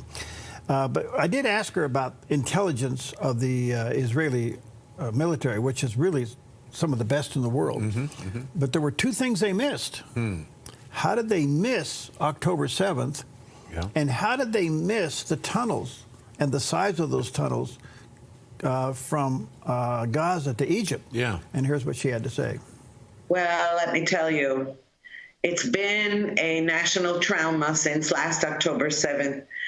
Because it's not merely that Israel didn't see it. Okay, we could even have the excuse that we didn't see it because we weren't in there and we had no control in Gaza, unlike in Judea and Samaria, where we have the ability to go in and out and fight terrorists on a daily basis. In Gaza, we were completely out of there. But the reason there's not so much of an excuse is that over the years we've had operations in Gaza, all right? I had, relatives, children fighting in there 10 years ago. And when there was a ceasefire, the ceasefires always happened too soon. We hadn't gotten rid of all the tunnels. We hadn't gotten rid of the terrorist, other forms of terrorist infrastructure. We had not. Okay, and so this time around, when everyone was screaming ceasefire, ceasefire, ceasefire, including Biden, including the Israeli left, thank God Prime Minister Netanyahu said, no, not this time, not this time, no ceasefire until we win, until we eliminate the threat. And that's why it's taken so long. Partly it's taken so long because there are so many tunnels and so many terrorists, but partly because Biden tied our hands. Okay, well, there's part of it. I still try to scratch my head that when they finally got into Gaza and they finally started to eliminate Hamas at the various levels, of course, they hide in hospitals and they hide in schools and all this. Yeah. Then they discovered, they knew there was an underground system, but they, to their own surprise, was the size of the tunnels from Gaza to Egypt. And I'm going, well, doesn't that make Egypt complicit? And the answer is yes. Yeah. And so we really couldn't get the answer to the question, how come you guys didn't see this all along? Right. They may have known it but didn't want to deal with it. I don't know. And back to your question, where's the dirt? Where's the dirt? Where you think when there's gazillion tons of dirt coming up, so they start making mountains out there, where's it coming from? Yeah. I don't know. All right, John Gordon will be with us. He's a syndicated radio talk show host, an attorney, well represented and respected. We'll be talking to him about all kinds. He actually ran for Georgia's Attorney General. So we'll be talking to him about a lot of things coming up here shortly. Well, in a rather unexpected collaboration for a new music single from the pop band Coldplay, frontman for Coldplay, Chris Martin, teamed up with, of all people, Dick Van Dyke for a music video just before one of the danciest stars in Hollywood turns 99 years old on Friday. You got all my love. All My Love is a single from the Coldplay LP Moon Music released in October, and in a 7-minute director's cut, the Mary Poppins and Chitty Bang Bang star talks about love, life, being silly, and growing old, all before his 99th birthday on December 13th. The music video was filmed at Van Dyke's Malibu home and features a shoeless Martin playing piano and singing while Dick does what Dick does, dancing. In an interview, Chris Martin said Mary Poppins was his #1 film, and despite living just 8 miles from Van Dyke, had never met him before. Martin and the director of the music video, Spike Jones, were brainstorming ideas about a theme for the song, and the idea of Van Dyke came up. Dick Van Dyke admitted that when someone told him Chris Martin was on the phone, he asked, "Who's that?" In June, Dick Van Dyke became the oldest daytime Emmy winner ever when he was awarded for his guest role on the endless soap opera Days of Our Lives. The actor said in his acceptance speech, "I'm the oldest nominee in history. I can't believe it. I was playing old men all my life. If I had known I was going to live this long, I would have taken better care of myself." Well, I'd like to know what his secret is. I think I know what it is. What? Humor. Yeah. Levity. Yeah. Yeah, and he's Have always fun, yeah. he's always been real active. I remember a story just a few years ago. He was still in his 90s, and he was off the coast because he lives in that fire-ravaged area. Yeah. Obviously, he was just in the news as well because he had to evacuate that home that we just saw the inside of. Yeah. But he was off. He was on like a paddle board in the Pacific Ocean off his beach, and he fell asleep on the paddleboard. Oh, really? And current took him out like a few miles into the Pacific. Really? Yeah, in his 90s, and he paddled back in. Wow. Yeah. Well, he's a go-getter. He's the one that taught me the phrase, get up, people die in bed. Really? Well, that's where you got it from, Dick Van Dyke? Well, you know, he did that he was the old person. Yes. Okay. Yes. And one of his terms was, I got to get out of here, people die in bed. You know, and so it kind of stuck with me, and I thought, well, you know, people say, why, get up, people die in bed, you know. So that should be a motivator to get moving. Yeah. You know. Yeah. A couple of things here. There's a story breaking, and I'm actually kind of reluctant to share this, only because I think it is sad. Yeah. But there's a nativity scene now that has been inaugurated by the Pope at the Vatican that has the baby Jesus, the nativity scene, has the baby Jesus in a traditional Palestinian scarf. Oh, come on. Oh. And I'm going, whoa, what's this going to do to the faithful? Isn't that a political statement in the nativity scene? Well, it's possibly more than that. Is this blasphemous? Yeah. Yeah. I don't know, but I can't even imagine that he would sanction it, but the picture, there he is in his wheelchair visiting it, and you just kind of go. So this is a story that's breaking, so I don't know where this is going to go today on top of everything else. Some good news, though. We are giving away 12 of these Bibles, and we'll start this coming week. You know, somebody asked me about this, but you know, where was I? Oh, I was at the City Square, better known as Costco. Yes. Somebody said, hey, I bought the Bible. And I said, oh, you what? You mean, yeah, the Life Essential Study Bible. I can't put it down. I said, great. Look, there's a lot of Bibles out there. This is just one of the great resources for you. If you have a QR reader on your phone or your tablet, you run your QR reader over the code and the QR code in there, and up pops Pastor Dr. Gene Getz, really a premier theologian of our day, and he walks you through the principle of that portion of Scripture. 1,500 from Genesis to Revelation. Now, he did this, okay, thinking, and then the QR code was invented, and they merged the two together. Amazing, yeah. Then his team came to him and said, well, Gene, yeah, we need you to do it again. And he goes, why? And he said, we need to do it in HD. Oh. He did it again. Wow. All 1,500 of them. Gene is quite a guy. And by the way, he came through COVID twice. His family was called in to say goodbye to him. Oh, man. And but here he is, 92, going strong. Yeah. Does he have any lasting effects from that or anything? Yes, he does. Does he? He has some issues with his legs, but he's doing very, very well. Wow, 92. 92. Wow. But anyway, we're giving away 12 of these, one for the 12 days of Christmas, and thank you to the very generous Dove supporter that bought these and sent them to us for us, the sole purpose of giving them away. So go to thedove.us, click on the menu, up on the right, go down to where you see the giveaways, and there you'll see that page. Fill out the information. We'll protect that and get your name in the hat. We'll be drawing them out a little bit later on. I take with you today Romans 6:23. For the wages of sin is death, but the gift of God is eternal life in Christ Jesus our Lord. Your decision. Okay? Stick around. We've got some great guests coming up.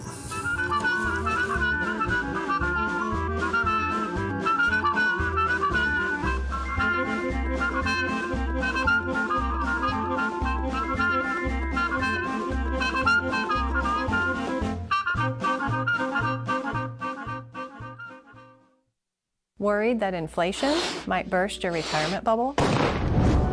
I'm Michelle Slate. Lighthouse Financial shines guiding light on retirement, investing, and insurance. Helping you navigate the stormy seas of retirement, Lighthouse stands tall as a beacon of hope, offering you wise counsel and biblically responsible investing. Lighthouse Financial. Call us today, 541-494-1034. Stewardship begins with the knowledge that nothing belongs to us, but everything belongs to the Lord. This helps us to run a business not in the fear of lack, but in the assurance of His care and provision. Such a perspective eliminates the drive to sell and replaces it with a heart that says serve. This begins with serving our clients and coworkers with integrity and genuine care. That's why McKelly's is automotive service with a heart for God and treating others as we ourselves would want to be treated. Our promise is to never sell our clients anything we don't believe they need.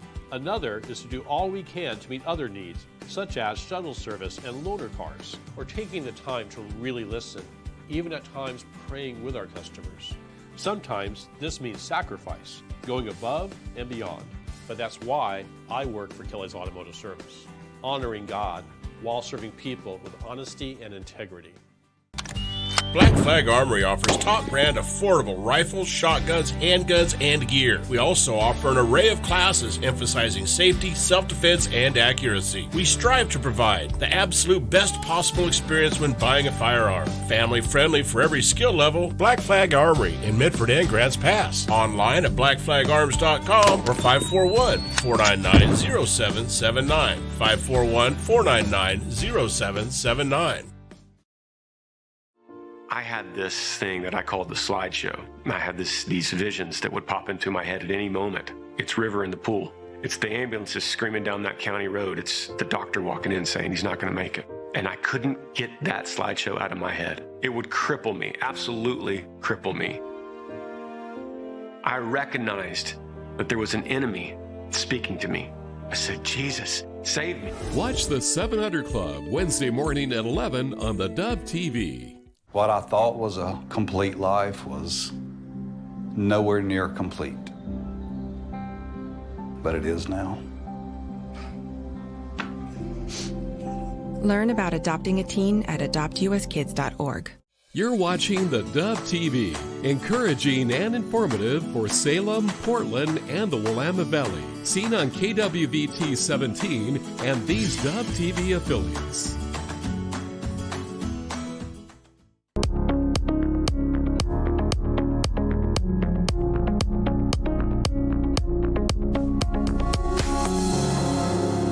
Welcome to Focus Today. I'm your host, Perry Atkinson, and I've been looking forward to our guest today, John Gordon. He's the host of a syndicated radio show, The Truth with John Gordon. He's a graduate from Mercer University Law School in Georgia, business owner, entrepreneur, and has worked in journalism and also as a reporter. And he ran with the endorsement of President Donald Trump for the Republican nomination to be Georgia's Attorney General in 2022. So we're honored to have him with us today. So, John, good to see you. How are you? Great, Andy, and happy holidays to you, and thanks for having me on. You bet. Good to see you. A lot going on. In your podcast lately, you talked about what's going on now with the murder of the healthcare CEO, United Healthcare CEO, and, of course, now the apprehension of the suspect. What's your take and your details? You know. Well, in general, the insurance community, the industry, is really out of control. I have personally experienced a denial of a claim. I don't know how much into the weeds you want to get, but I had hail damage. They said, oh, well, the flashing on the roof has obviously been damaged by hail, but the shingles are not damaged, so we're denying the claim. And it's, $100K, and it just makes you mad as hell because I've been paying insurance for 30 years, never had a claim before, and then they just play these games. So I appreciate the angst. Of course, violence is not acceptable in an organized society. And I think there's so many tragedies that are caught up in this murder. Obviously, the victim his late estranged wife, his children, his loved ones and friends, family, extended family, business colleagues. I mean, the grief that this guy has wreaked on this, the victim, he's gone. He's not in pain, but it's the people that he left behind. And that's the thing that I don't understand, why, you know, how people that commit violent acts don't stop and think about the tangential effects of their dastardly deeds. And then I look at this guy, and, you know, he could be one of my son's friends. He has the appearance of being kind of a regular guy, a nice person. I see him in that photograph at the hostel where he stayed, and he's smiling at the clerk. He just looks like somebody that, you know, you could be friends with. He went to good schools. He was the valedictorian of his high school class. And then he's at University of Penn, he was a valedictorian, got an advanced degree. I think he is, to some extent, somebody that I have a little bit of empathy for, because what a waste of a life and promise. And it's all self-inflicted now. His life is over. And the whole thing is just tragic. But the insurance industry has some of the responsibility to bear. And they need to reform it. They need to get their act together.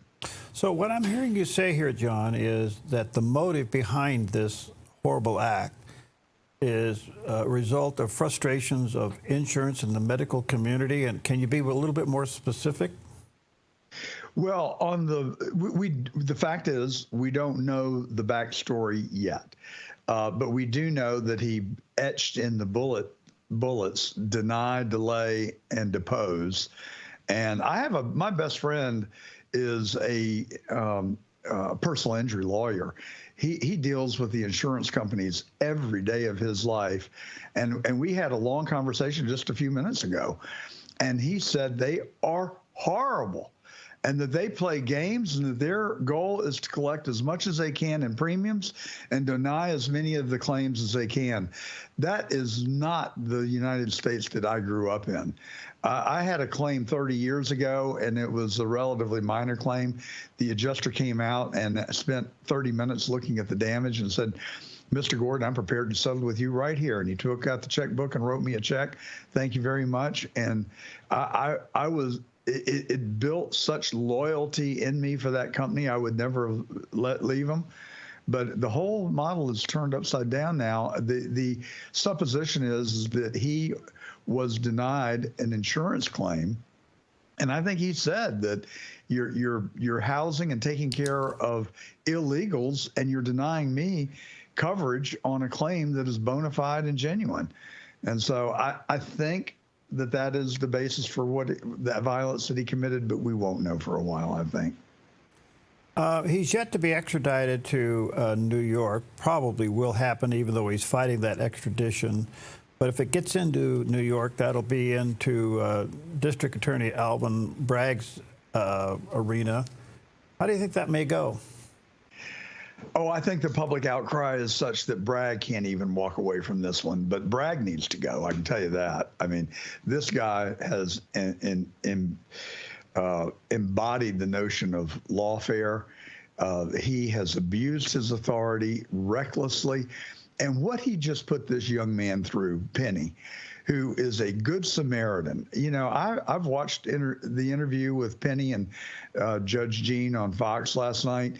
I don't know if you've seen it. It's a very good interview. He comes across as a very genuine, honest, truthful person to me that really put himself in harm's way to protect the people on this train who the victim, this alleged victim, end quote, the deceased, was terrorizing and threatening to kill and injure.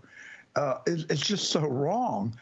And then for Bragg to drag him through I don't know how long it's been, the months of trauma that he's brought into Penny's life for having stood up and put his own life at risk and safety at risk for the health and safety of the people on that train.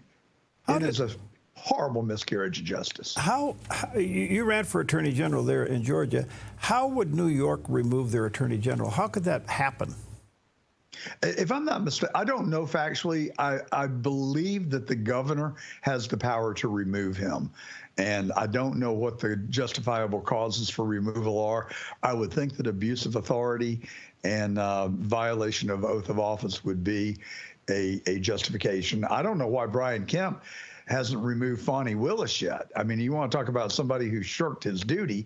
Here's another example of a leftist activist prosecutor who went after Donald Trump and, just like Letitia James, ran on the promise of getting Trump. And then you see all the abuses of her office and her sleeping with the prosecutor that she hired, the special prosecutor she hired, paid him $800,000, went on vacations with him, and all at taxpayer expense, albeit circuitously from the money that her office paid the prosecutor, and then he takes her on a tryst and vacations to Miami and the Caribbean. I'm over it. I'm so sick of it. And, now I'm a racist because I'm calling them to on the carpet about it. Well, I'm sorry. Call me whatever you want to. I'm going to stand for truth and justice. Does she survive? I mean, she got reelected, but she's got some other problems now by not coming forth with information. Is she kind of painting herself into her own corner? Totally. I mean, she's painted herself into a corner since this began. And the Court of Appeals was supposed to have oral arguments either last week or the week before on removing her from the case. I think they need to make a referral to the Georgia bar and take her law license away. The things that she has done violate the canons of ethics, state law, and any kind of decency of fairness, and she needs to go. And hopefully the Court of Appeals will do what the governor should have already done. Does that case stay for a while? I mean, it really hasn't gone away, the case against President Trump. It really hasn't gone away there in that county. What happens to it? Well, from a practical standpoint, it stayed until the Court of Appeals rules. They, as I was about to say, they canceled the oral arguments. I've appeared before the Georgia Court of Appeals, the Georgia Supreme Court. I understand the appellate process reasonably well. I think when a court suspends oral arguments, it tells you, we've already made up our mind. We don't need to hear anything from either of the lawyers. You're not going to add anything. You're not going to change your minds. My belief is that, look, I have tremendous trust in the Supreme Court of Georgia. The Court of Appeals seems to be a bit more political, maybe leaning a little more left. So I don't know what they're going to do. I only know what they should do, and that is remove her from the case, remove her from office, and make a referral to the bar to take her law license away. If I was a justice on that court, that is exactly what I would do. And I've watched hour upon hour upon hour of the proceedings in Judge McAfee's court. He lacked the resolve to do what he should have done. He should have removed her. He punted because he was up for re-election. He didn't have the guts to do it. He had every right to remove Fani Willis from the case, and poor little judge, he couldn't bring himself to do it. So he punts it to the Court of Appeals, effectively to let them do his job for them. I think it's disgusting. All right, before I let that go, so who forces it to the Court of Appeals? Does the governor step in to a county deal like this, or does McAfee send? How does it get appealed? Well, Judge McAfee, when he refused to remove Fani Willis, oh my gosh, I need to take a breath. McAfee is an appointee of Brian Kemp. Okay. And he refused. He made the weakest ruling that he could have. He said, "Okay, there's conflicts of interest here between you and Nathan Wade, who is the special prosecutor. One of you have to go." Well, which one went? Nathan Wade, the special prosecutor. I'm sorry, lover boy, you're out. I'm staying. And so, but then he provided in his order a provision allowing the other side, the defendants in the case, to file an interlocutory appeal to the Court of Appeals. And so he was basically just saying, Court of Appeals, I'm up for re-election. Here's the potato. It's too hot for me. You deal with it. And so now the Court of Appeals, the defendants filed a motion in the Court of Appeals to seek an interlocutory order, meaning while the case is ongoing, come referee this dispute and decide whether Fani Willis could stay on the case. So that's how it got there. All right. Let me switch your attention to a little bit back towards national legal issues, and that is the pardoning of Hunter Biden by the president. And there's expected now last-minute family pardons before he turns the light out in the Oval Office. But the actual pardoning of his son is a new one. I think it was expected. But does it really clear the president? I mean, doesn't that kind of put the president and other people in the hot spot? Well, you know, he's old and he's senile, and people are going to feel sorry for him. So I don't think anybody's going to prosecute him, although Kash Patel may investigate him and Pam Bondi may prosecute him, but that remains to be seen. But I don't think we've seen anything yet like what we're going to see. I predict that there will be a slew of midnight pardons the last day that Biden is in office. I believe that he will pardon Mayorkas, who has been impeached by the House. The Senate wouldn't even conduct a hearing. Shame on them. First time in the nation's history that a official of our government has been impeached and the Senate wouldn't take up the hearing. If that doesn't speak volumes, I don't know what does. The Attorney General, I am certain that he has lied to Congress and that he has abused his authority and engaged in lawfare. I think that we will see pardons of Jim Biden and others. That's a pretty good list right there. Maybe Letitia James, maybe who knows, maybe even Alvin Bragg. I'm not sure how far he will go. You know, he's basically toast. He is a man on an island. Republicans despise him. Democrats don't like him. He's a man without a party now. And I like him better in the last 60 days than I did the entire 4 years he was president, because suddenly he's starting to speak the truth and become more honest with the American people. Well, let me ask you one more quick question, John, before I take a break. If the president at the last minute is going to do midnight pardons, you mentioned possibly the Attorney General, his brother Jim, other names that have popped up, Mayorkas, Adam Schiff, who just became a senator from California, Liz Cheney, and some others that were involved in January 6th. These would be preemptive pardons. Isn't a preemptive pardon an admission? Well, an admission, do we really need an admission? Do we need a mea culpa from any of these people to know that they have abused their office and that they have lied to the American people and that they have engaged in unethical behavior that at a minimum violates the canons of ethics of the bar that they get their law license from, but certainly they have violated statutes of the United States Code of Annotated Code. So I don't think we need a confession in order to determine their guilt or innocence. No, I understand that, but if they're getting a preemptive pardon, that assumes they were guilty of something. Right? I think you're absolutely right. I understand the point that you're making, and I totally agree with you. I guess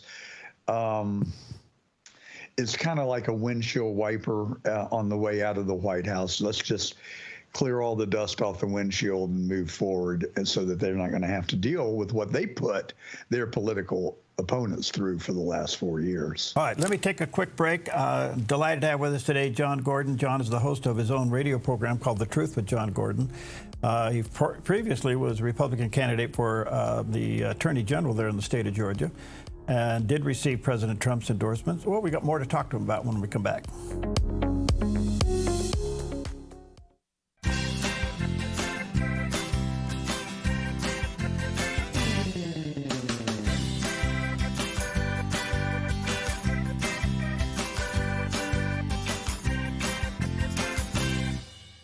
Hi, I'm the SOS Alarm guy, here to tell you about a great deal. SOS Alarm will not only beat any internet deal, but will install the system too. So burglars, beware.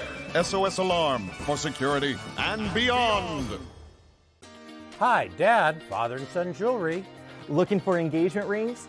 Ovals, round, pear shapes, and more. All a third off at Father and Son Jewelry. And let's not forget about our fellas. With Lashbrook, you can have it your way. From plain bands, precious or alternative, thick or thin, we can add stones, engravings, and inlays. Lashbrook can do it all. Father and Son Jewelry. Your family jeweler since 1958. Visit Father and Son Jewelry, 5 generations of family in Medford. Don't miss this.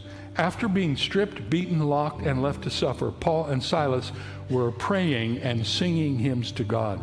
They chose to praise God in the middle of horrible circumstances. If we're worshiping God with resolution today, we will learn to worship God in persecution tomorrow. We need to learn how to worship God. Know this, when you come to church every Sunday, this is a rehearsal. We're learning to praise God, not just for now, but for the days coming when we will not need praise just for our own edification, but for our own protection. Praise is a weapon. You and I get to choose how we respond to persecution. We can respond in anger, or we can resolve to worship and amplify the values of God's kingdom. When the time comes, I pray that you and I will have the courage to make the right choice. And we resolve to worship even in the midst of mistreatment. God will get the glory, and victory will be ours.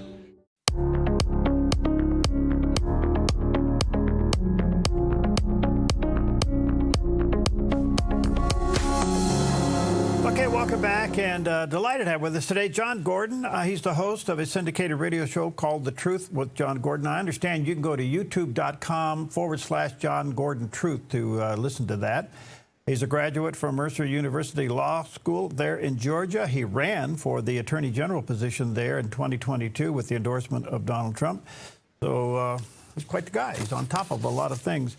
John, I want to come over to a couple of things. As you know, FBI Director Wray yesterday is giving serious consideration of resigning rather than being fired by Donald Trump, even though he still has 3 years left on his term. You may have a comment on that, but the incoming person who's been picked to take his job, Kash Patel, what do you think? I like him. He tells the truth. And he is, I think you would have to consider him a nonpartisan individual. He came into government under Obama.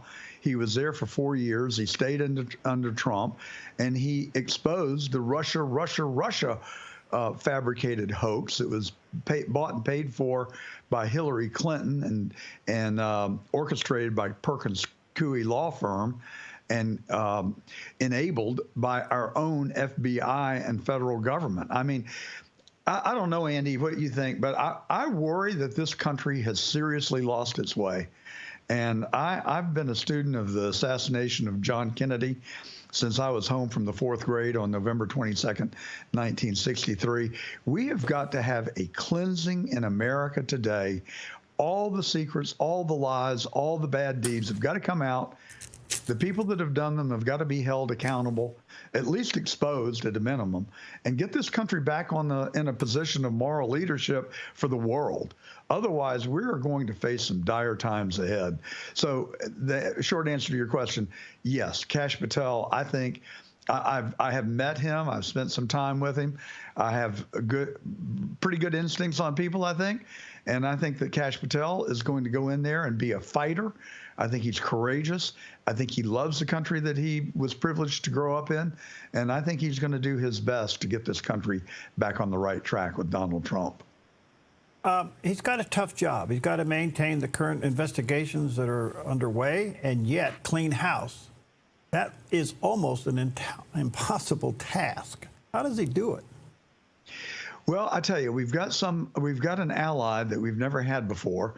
And I'm conflicted on this, actually. And I'll just tell you, I study Tesla and Elon Musk every single day of my life for an hour to 2 hours, as I have for the last 10 years.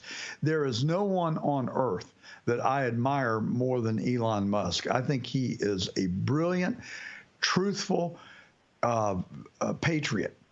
And so he is going to be a force to be reckoned with as they go through and try and clean out the swamp. And he has said, he said just yesterday, he said, if you don't play fair, and if you don't do your job, and he's talking to the members of the United States Senate, in first confirming these nominees, and secondly, in helping us affect the change that is so desperately needed in this country, I am going to personally recruit someone, and we are going to primary you in 2 years and 4 years. So I think that any member of the United States Senate is going to have to be on the side of truth and honesty and what's best for America. It's a new day in Washington, and I can't wait to see it happen. But I agree with you, Andy. It is not going to be a cakewalk, and it's probably going to be really messy as we go through it. What do you think about nominee Bondi for AG? You know, I do not know. Even though I live in Florida, I live 2 hours from, or 3 hours from Tallahassee, where she was the Attorney General. She has I've never met her. She has an extraordinarily good reputation, and I think that she is considered someone that is very level-headed and reasonable, and I think her nomination will sail through. And I think that she's an honest person. So I think they've got a good team there. I think it's an all-star team, but they've got some heavy lifting to do. My biggest fear, frankly, is that no one get hurt. I really worry about the safety of all these individuals. I think Elon has got a huge target on his back, and I don't think President Trump is safe at this point. And for good reason, and from some particular knowledge that I have, not of any not any individual. I'm not privy to anyone. I just know what is in the public domain, and obviously Iran despises Trump. I mean, that's putting it mildly. You know, he took out the head of their army, who committed so many acts of violence around the world and against our own people. And so Trump did what nobody else had the guts to do. He ordered the hit, and they haven't forgotten, and they want revenge. But I also, and I don't have direct evidence of this, but every instinct I have tells me that the deep state tried to kill Trump twice. And I think we're going to learn more about the two would-be assassins against Trump. Do you think, John, that credibility can be restored to our justice system? Absolutely. People have very short memories, especially the great silent majority. And I don't think it will take long to restore faith in the justice system. We've got to stop the lawfare, and we've got to stop doing what our political opponents have done to us. And I frankly, I don't think we will engage in that. But I've said, I am personally, and I think as a party, we're not after retribution. But I personally am 1,000% in favor of accountability. We have got to stop the craziness and the madness that this administration has brought to America. And it's still continuing with this pardon of Hunter Biden. And who knows what's going to happen on January the 19th at midnight. I guarantee you, we have not seen the end of it yet. Yeah, I think that's going to be an issue. I got less than 2 minutes, but let me ask you a big question in 2 minutes. President Trump has floated the idea of getting out of NATO. What do you think? I think that President Trump negotiates very hard, and I think he comes out with an outlandish position that he doesn't believe in. I don't think that he wanted to tariff Mexico and Canada into economic oblivion, but the threat was there. And when he went and met with Rocket Man, the threat was there. He said, look, my army is bigger than your army, and you're going to pay the price if you don't stop what you're doing. And I think it's the same thing with NATO. I think it's largely bluster, but I wouldn't want to call his bluff either. And NATO, just look, it's reasonable. They need to step up. Europe needs to pay their fair share of their own defense, 2% of their GDP. Couldn't be more reasonable. Now they just need to do it. And let's move on and secure the peace and prosperity for the world. Okay, good to see you. Let me say to our viewers and listeners, check out John's podcast. You can go, or radio show. You can go to the youtube.com and then /John Gordon Truth, excuse me. So that's youtube.com/John Gordon Truth. And there's the picture of his page there. Thank you, John. Good to see you. We're on the John Fredericks Radio Network every Saturday from noon to 2, and we live stream that on the podcast. So thank you, Andy. I've really enjoyed it. You're a great interviewer. All right, thank you. Talk to you soon.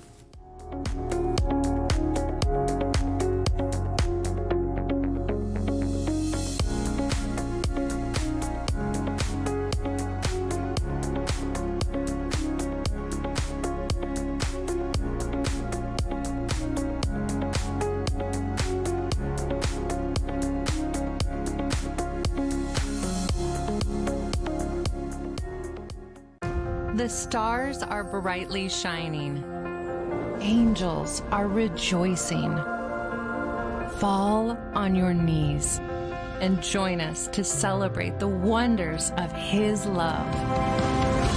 The entire Rogue Valley is invited to Mountain Church's outdoor Christmas Eve celebration. 5:30 at Pear Blossom Amphitheater. Come and behold Him.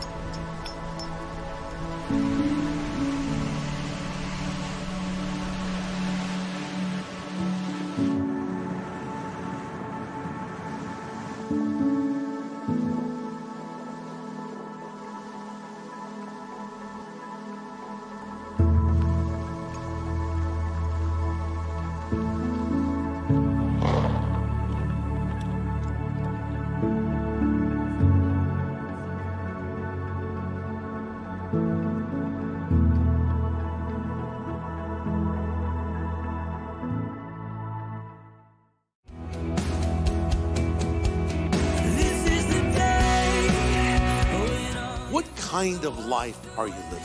You want to be a happy person, don't chase happiness, chase after God. Don't try to clean your life up and come to God. Come to God and He will clean your life up. You just come as you are. Harvest with Greg Laurie, Tuesday and Wednesday on the Dove TV, encouraging and informative.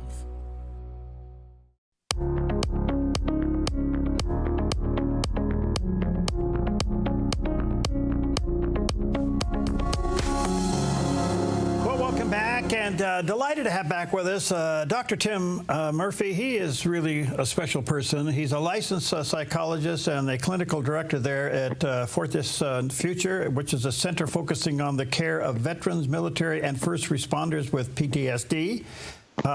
Previously, he was elected to the U.S. House of Representatives from Pennsylvania's 18th district, congressional district, 8 times. That means he was there 16 years. Maybe we ought to get him counseling. Anyway, he's the author of a fascinating book, and a book I think that needs to be in every leader's library, The Christ Cure. There's a picture of the cover of the book, 10 Biblical Ways to Heal from Trauma, Tragedy, and PTSD. Dr. Murphy, good to see you again, friend. How are you? Very great to be with you, my friend. Yeah. I have an off-the-wall question here, and I'm trying to figure out if I can ask it correctly. And this sounds political. It's not. It really is. But I am surprised how so many government agencies in the last 4 or 5 weeks are granting time off to employees that apparently are suffering PTSD from the loss of the presidency. I don't know if this is real, but they are giving them time off. What does this mean? Well, not only are they giving them a time off, but actually bringing some counselors in to help them deal with their crisis. So the kind of counseling that may be necessary is people who may be losing their jobs, and so to transition to new jobs. Well, what's happened in this last election has really been a tragic experiment into what happens with really propaganda and the animosity of campaigns. Multi-billion dollars were spent on hateful messages, and over the last few years, also untold amounts of money were spent on messaging in the media. For Donald Trump, there was like 95% negative messages. For Vice President Kamala Harris, like 80% positive messages. There were the trials, there was the hounding, all these things that took place. No wonder many people really felt life was somehow precariously out of balance for them. And those particularly who had bought into the whole aspect of the planet's going to come to an end. I never watched The View, I'm pleased to say that, but watching clips from that, very much them and other stations sending out messages all the time in the media that life was going to be terrible. And what happened is they missed the point completely because they tried to make the election about personalities and not about issues. And so when the news came by of the election outcome, the folks who didn't pay attention to issues were thinking, how could other Americans elect someone with all these personal issues? Now, look, let's face it, nobody's going to say that Mr. Trump doesn't have his personal issues in his life, nor would we say that about any politician or, quite frankly, anyone. Has their concerns. But to the level where they're saying people need time off to recover, it isn't just there, but people are calling off sick in the workplace. People greatly distressed about this. Friends of mine who are no fans of Donald Trump are also feeling some shock. That's going to happen with elections, but it was particularly magnified in this case. The stakes were presented as very high. And remember, the message is it was going to end democracy, be mass deportation, not just of illegals, but other people were concerned that they, too, would lose their jobs because of this. A lot of magnifications of things that really weren't true. So now it's a matter of understanding for some folks who may have had a life they thought everything was a trauma, need to understand this is not a trauma. This does not fit in the definition of trauma. No one's life is threatened, and no one's life or limb is threatened. But we have become a society that magnifies problems so much and convincing ourselves we can't possibly survive this, that it is like the old Stoic saying. I like Stoics because Paul interact with them a lot, the Apostle Paul, and is saying that it's not things that upset us. It's what we think about things that upset us. In this case, a mass belief that this was going to be some sort of a political Armageddon has got to the level where people are convinced that it's traumatic. So could this emotion be put in the classification of PTSD or just depression from losing the game? Like anxiety, some depression. Certainly we react to loss in those ways. It's normal reactions when we wanted something to go away. And this could be the level of losing a championship football game or any football game, losing in a game of chess, not getting one's way when one puts a proposal forth in work. Those are losses that we have to deal with. And the difference between someone who can manage it versus those who lapse into despair is the person who can manage it still has some hope. They can separate out what they do from a choice of misery. You know, the old quote is, stress is mandatory, misery is optional. And when we are in control of ourselves, when we, particularly this helps for people who are religious, and this is why they tend to fare better, when we feel that there is something that's bigger than this issue, our relationship with God or look at eternity, we know there's something over the horizon, we can manage better. But people can convince themselves this is PTSD, and it's not. Mm-hmm. So your 30,000-foot view, if 95% of the approach to President Trump was negative and 80-something% was positive for Vice President Harris, and yet with all of that, the country said no to both of those and elected him anyway. What does that tell you? Well, it tells me a number of things. It tells me that Americans aren't paying attention to the regular mass media anymore. I remember growing up, people talk about ABC, NBC, CBS. That was it. And news are presented in a more neutral manner. It's no longer done that way. Now it is constant commentary on cable news. And this really goes across the spectrum, whether you're MSNBC or CNN or CNBC or Fox or Newsmax, a wide spectrum of presentations are out there. And what happens is people were not paying attention to some of these messages anymore. They don't have to. The message that could come across through Facebook, through Instagram, through YouTube videos, for all these clips, people were saying, I'm going to seek more information here. And it was no longer just the passive. So the plan of get out the vote and scare people wasn't enough anymore, because people now could see more evidence that they could find on their own about this, and no longer willing to just take it at face value from a station that was filtering everything. It goes to the question, too, I think sometimes we think, if all this information out there is so bad, but other people are still supporting, maybe I ought to find out why.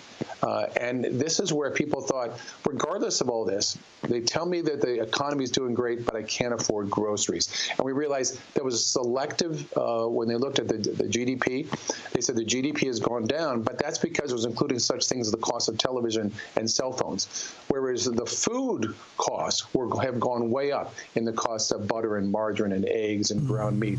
And people knew that stuff. So those are some areas where people said, the facts are still here in a way that I see it doesn't make sense in terms of what they're telling me, because I know how this affects my family. And that's swayed people's votes.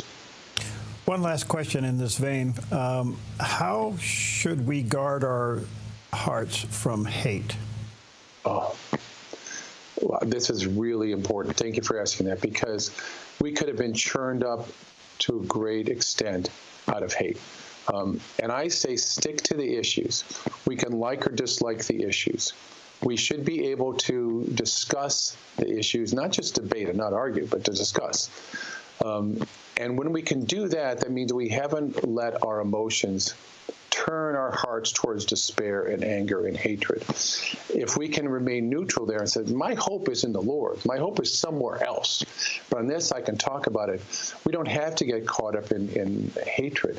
I mean, so many times Jesus, and I go back to my buddy Apostle Paul, he told us, be joyful in hope. Look at these things where we have these conflicts and difficulties, but still see them. We don't have to get caught up in that hatred. Now, there'll be a big push for this as Mr. Trump takes office, as the administration changes, as Congress changes. We'll also be deluged with a lot of other negative stories all the time. But we have a choice with that, and not to take the bait for hate. Okay, so as President Trump comes back into office and things start to settle down, it appears he is going to go after this wokeness as it relates to men and women's sports. And I'm going to narrow it down to that, because that is going to add back into the equation amazing confusion in the adolescents in their years of going through that stage of life.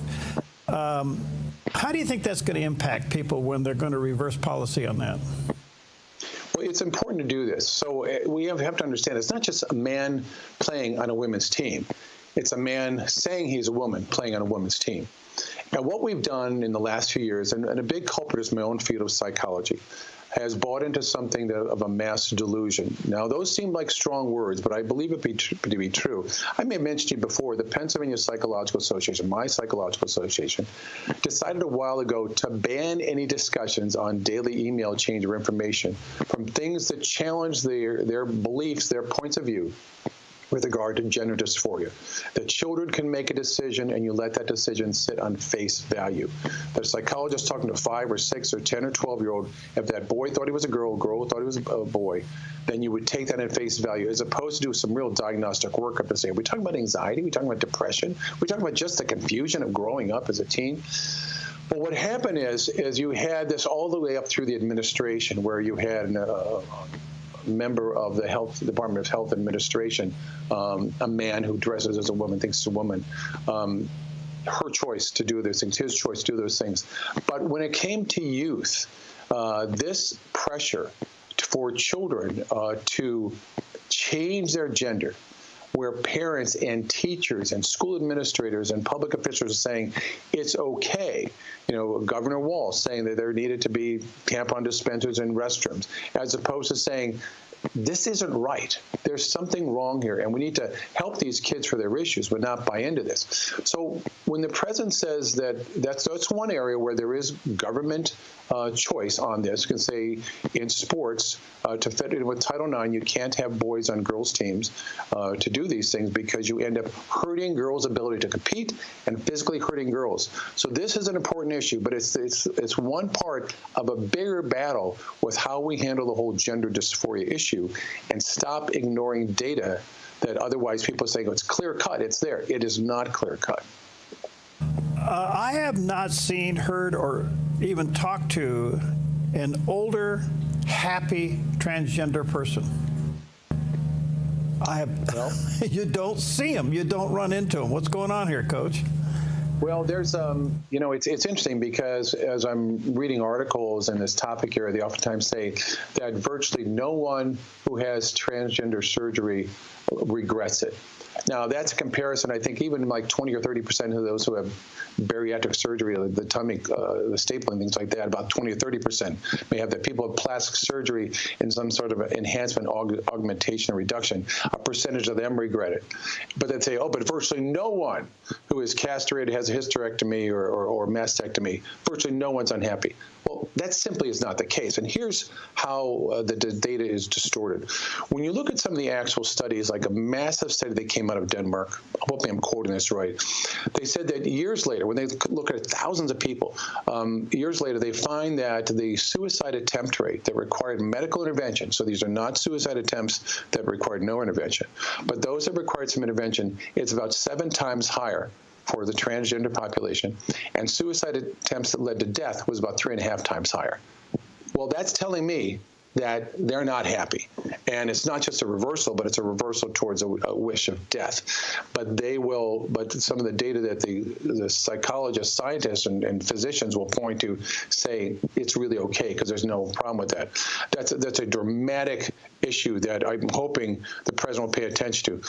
By the way, I might mention here, Perry, that the president needs to appoint an assistant secretary of mental health and substance abuse.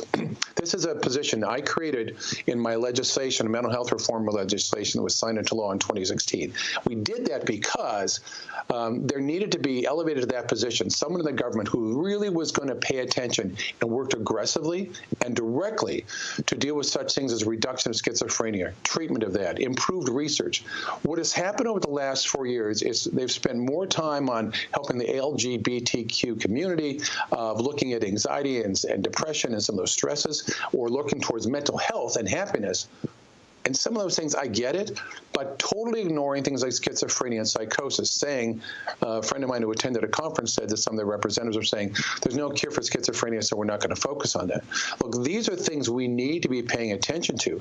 And so we need a new direction. And I'm hoping whoever the president appoints to that position is someone who is going to really go back to the data, to the science, objective data and science. So we need to discuss this as opposed to buy into this as somehow it's some sort of it's just a belief. I might add, too, the Pennsylvania Psychological Association, one of our recent publications, referred to religion and scriptural aspects of this as a bias. Now, I found that absolutely repugnant. How dare you tell Christians, or Muslims for that matter, that their beliefs is just a bias, and they need to check their bias so they're not seeing that, so they're not ignoring this transgender and gender dysphoria issue. That is openly insulting, but that's the level it's gotten to, that they believe so much in this that they think that anybody with a religious or scriptural viewpoint in this is just a shallow bias, and therefore it's unethical, and they need to be changed and referred to counseling for this. That's a serious problem that leadership in the whole mental health field is going to have to change. And I'm really hoping that President Trump appoints someone in these positions and makes America mentally healthy again. Wow, good stuff. All right, let me take a quick break. Let me say to our viewers and listeners, get Dr. Murphy's book. If you do anything in the way of leading people, especially you pastors, this is an amazing resource. It's called The Christ Cure, 10 Biblical Ways to Heal from Trauma, Tragedy, and PTSD. You'll end up writing in the margins of this book. It's so good. We'll take a quick break. We'll be right back.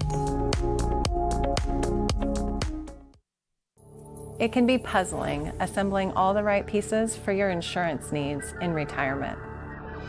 I'm Michelle Slate. Lighthouse Financial shines guiding light on retirement, investing, and insurance. Guiding you through the stormy seas of insurance, Lighthouse stands out as a beacon of hope, offering you wise counsel and biblically responsible investing. Lighthouse Financial. Call us today, 541-494-1034. Hey, I'm John, host of Road Trip to Truth, the show where we find answers to some of life's biggest questions. Join us as we hit the road. Where do you think the notion of morality comes from? Shout out atheists. We're humans. We're stupid. Okay, I need to change my decision. These are hard questions today. You got me thinking more than in class. Well, you just got out of a critical thinking class. So.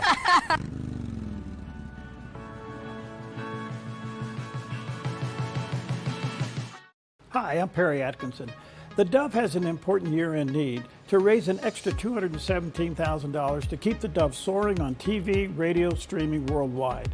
This crucial need pays for the tower leases, distribution fees across our network so that you can continue to enjoy the Dove every day. People are watching and listening, and the Dove is touching many lives with much-needed news, information, hope, and encouragement in a time where it is so desperately needed. We hope that you've had a chance to prayerfully consider a special year-end gift today. Now, don't take from your church or any other ministry that the Lord has you involved in. But if the Lord's leading you to do a special gift to the Dove today, you can contact us anytime online at thedove.us or call or mail.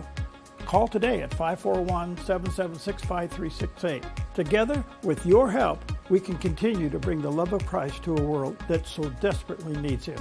Thank you from the Dove.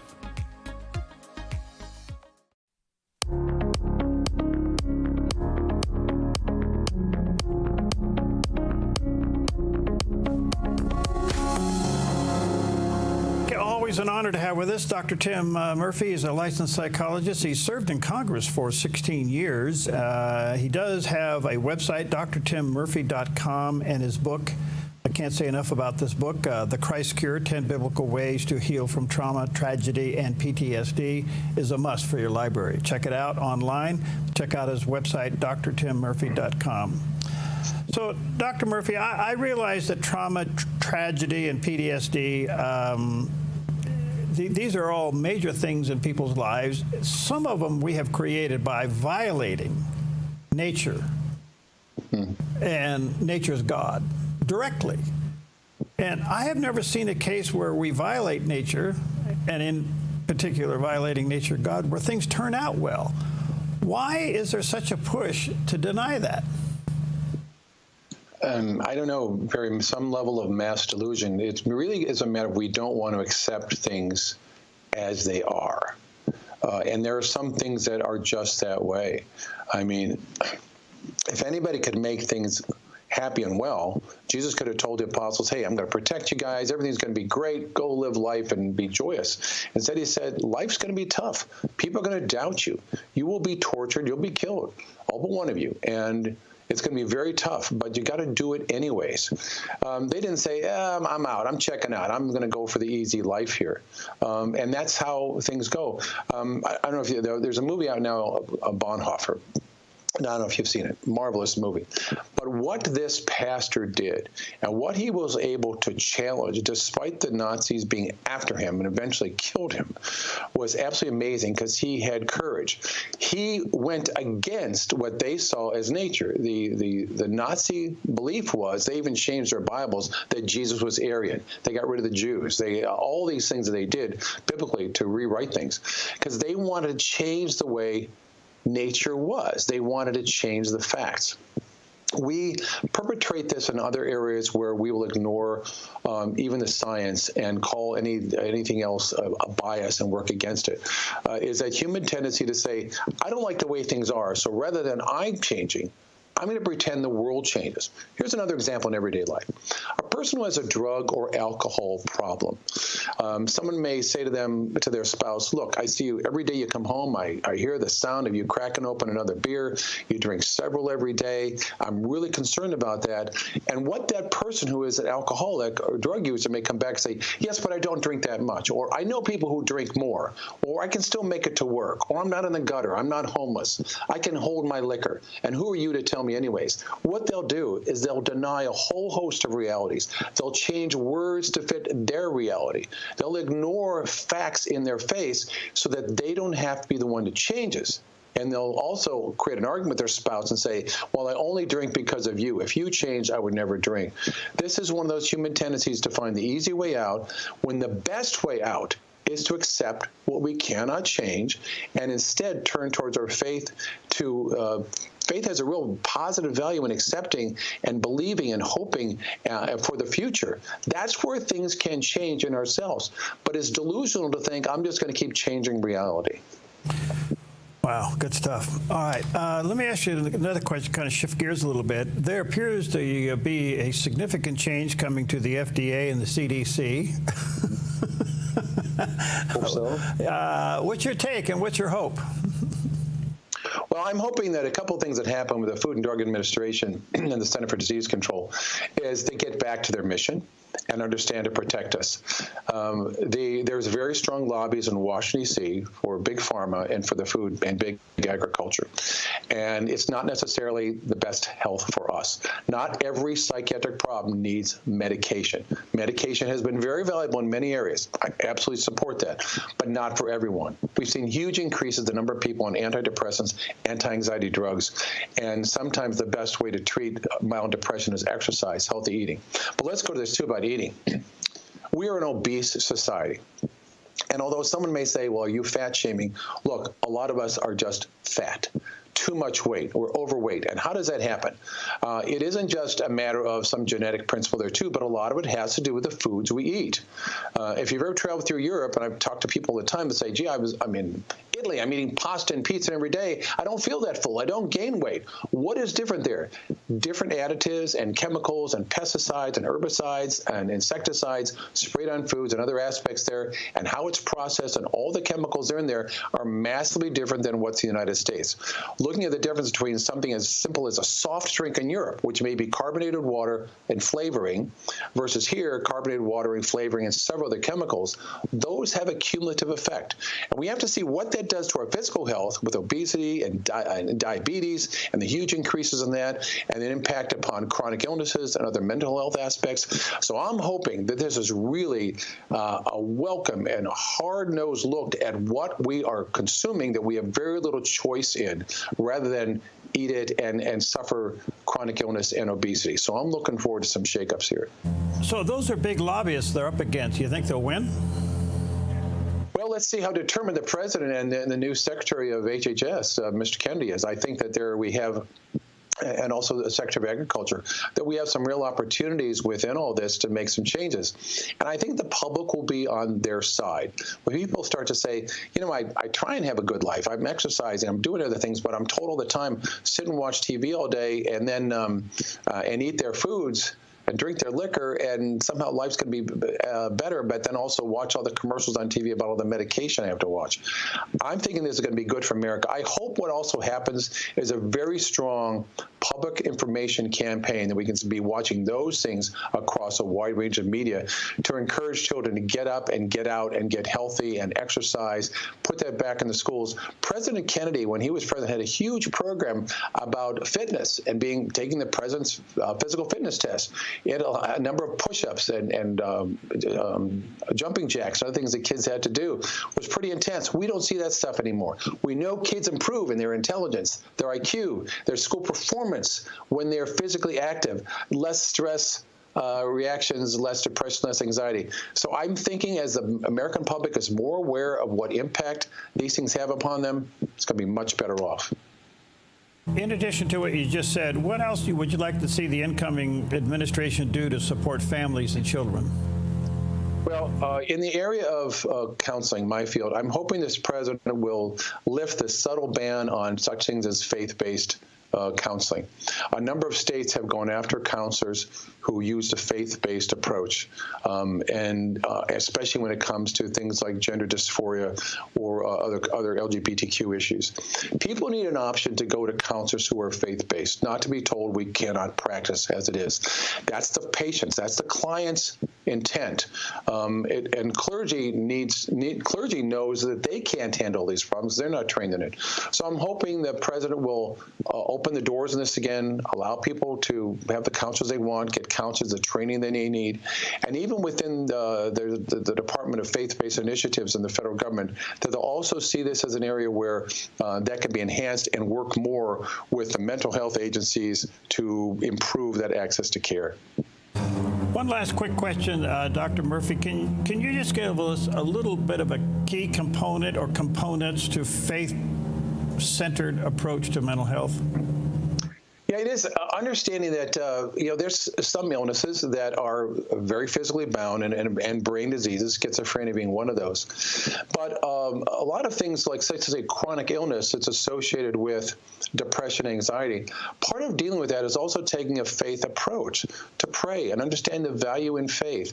Understand when we're maybe angry at God because of something that happens. Make sure you deal with that. Make sure you deal with anger towards God. I like to say, you're not the first person that's been mad about God, and God says, oh, here we go. I know how this works. But that's a very important part of it. It isn't just a matter of saying, well, you need to pray more, read the Bible more, and everything's going to be okay. But there's a lot of lessons in the Bible, which are things I talk about in my book here, about a lot of lessons in the Bible which absolutely dovetail, if I may use it, under the dove, to talk about dovetail how psychological principles and science fit very much with stories in the Bible to help us heal and help us understand there is hope. There is always hope.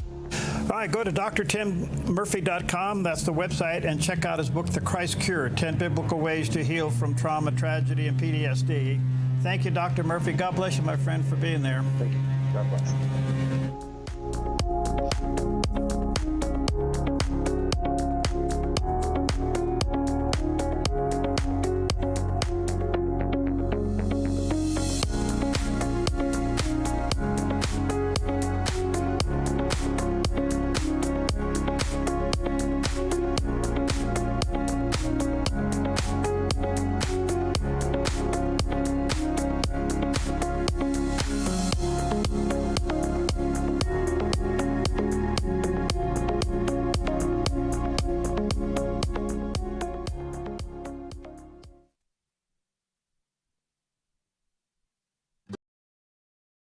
For 68 years, Ray's Food Place has been the fresh choice for your family. We're your local employee-owned grocery store. Count on us for hot buys every week and fantastic Friday one-day deals. Here's this week's one-day special offer. But remember, fantastic Friday deals are only available one day each week. Community-focused and convenient. That's Ray's Food Place. Proud to be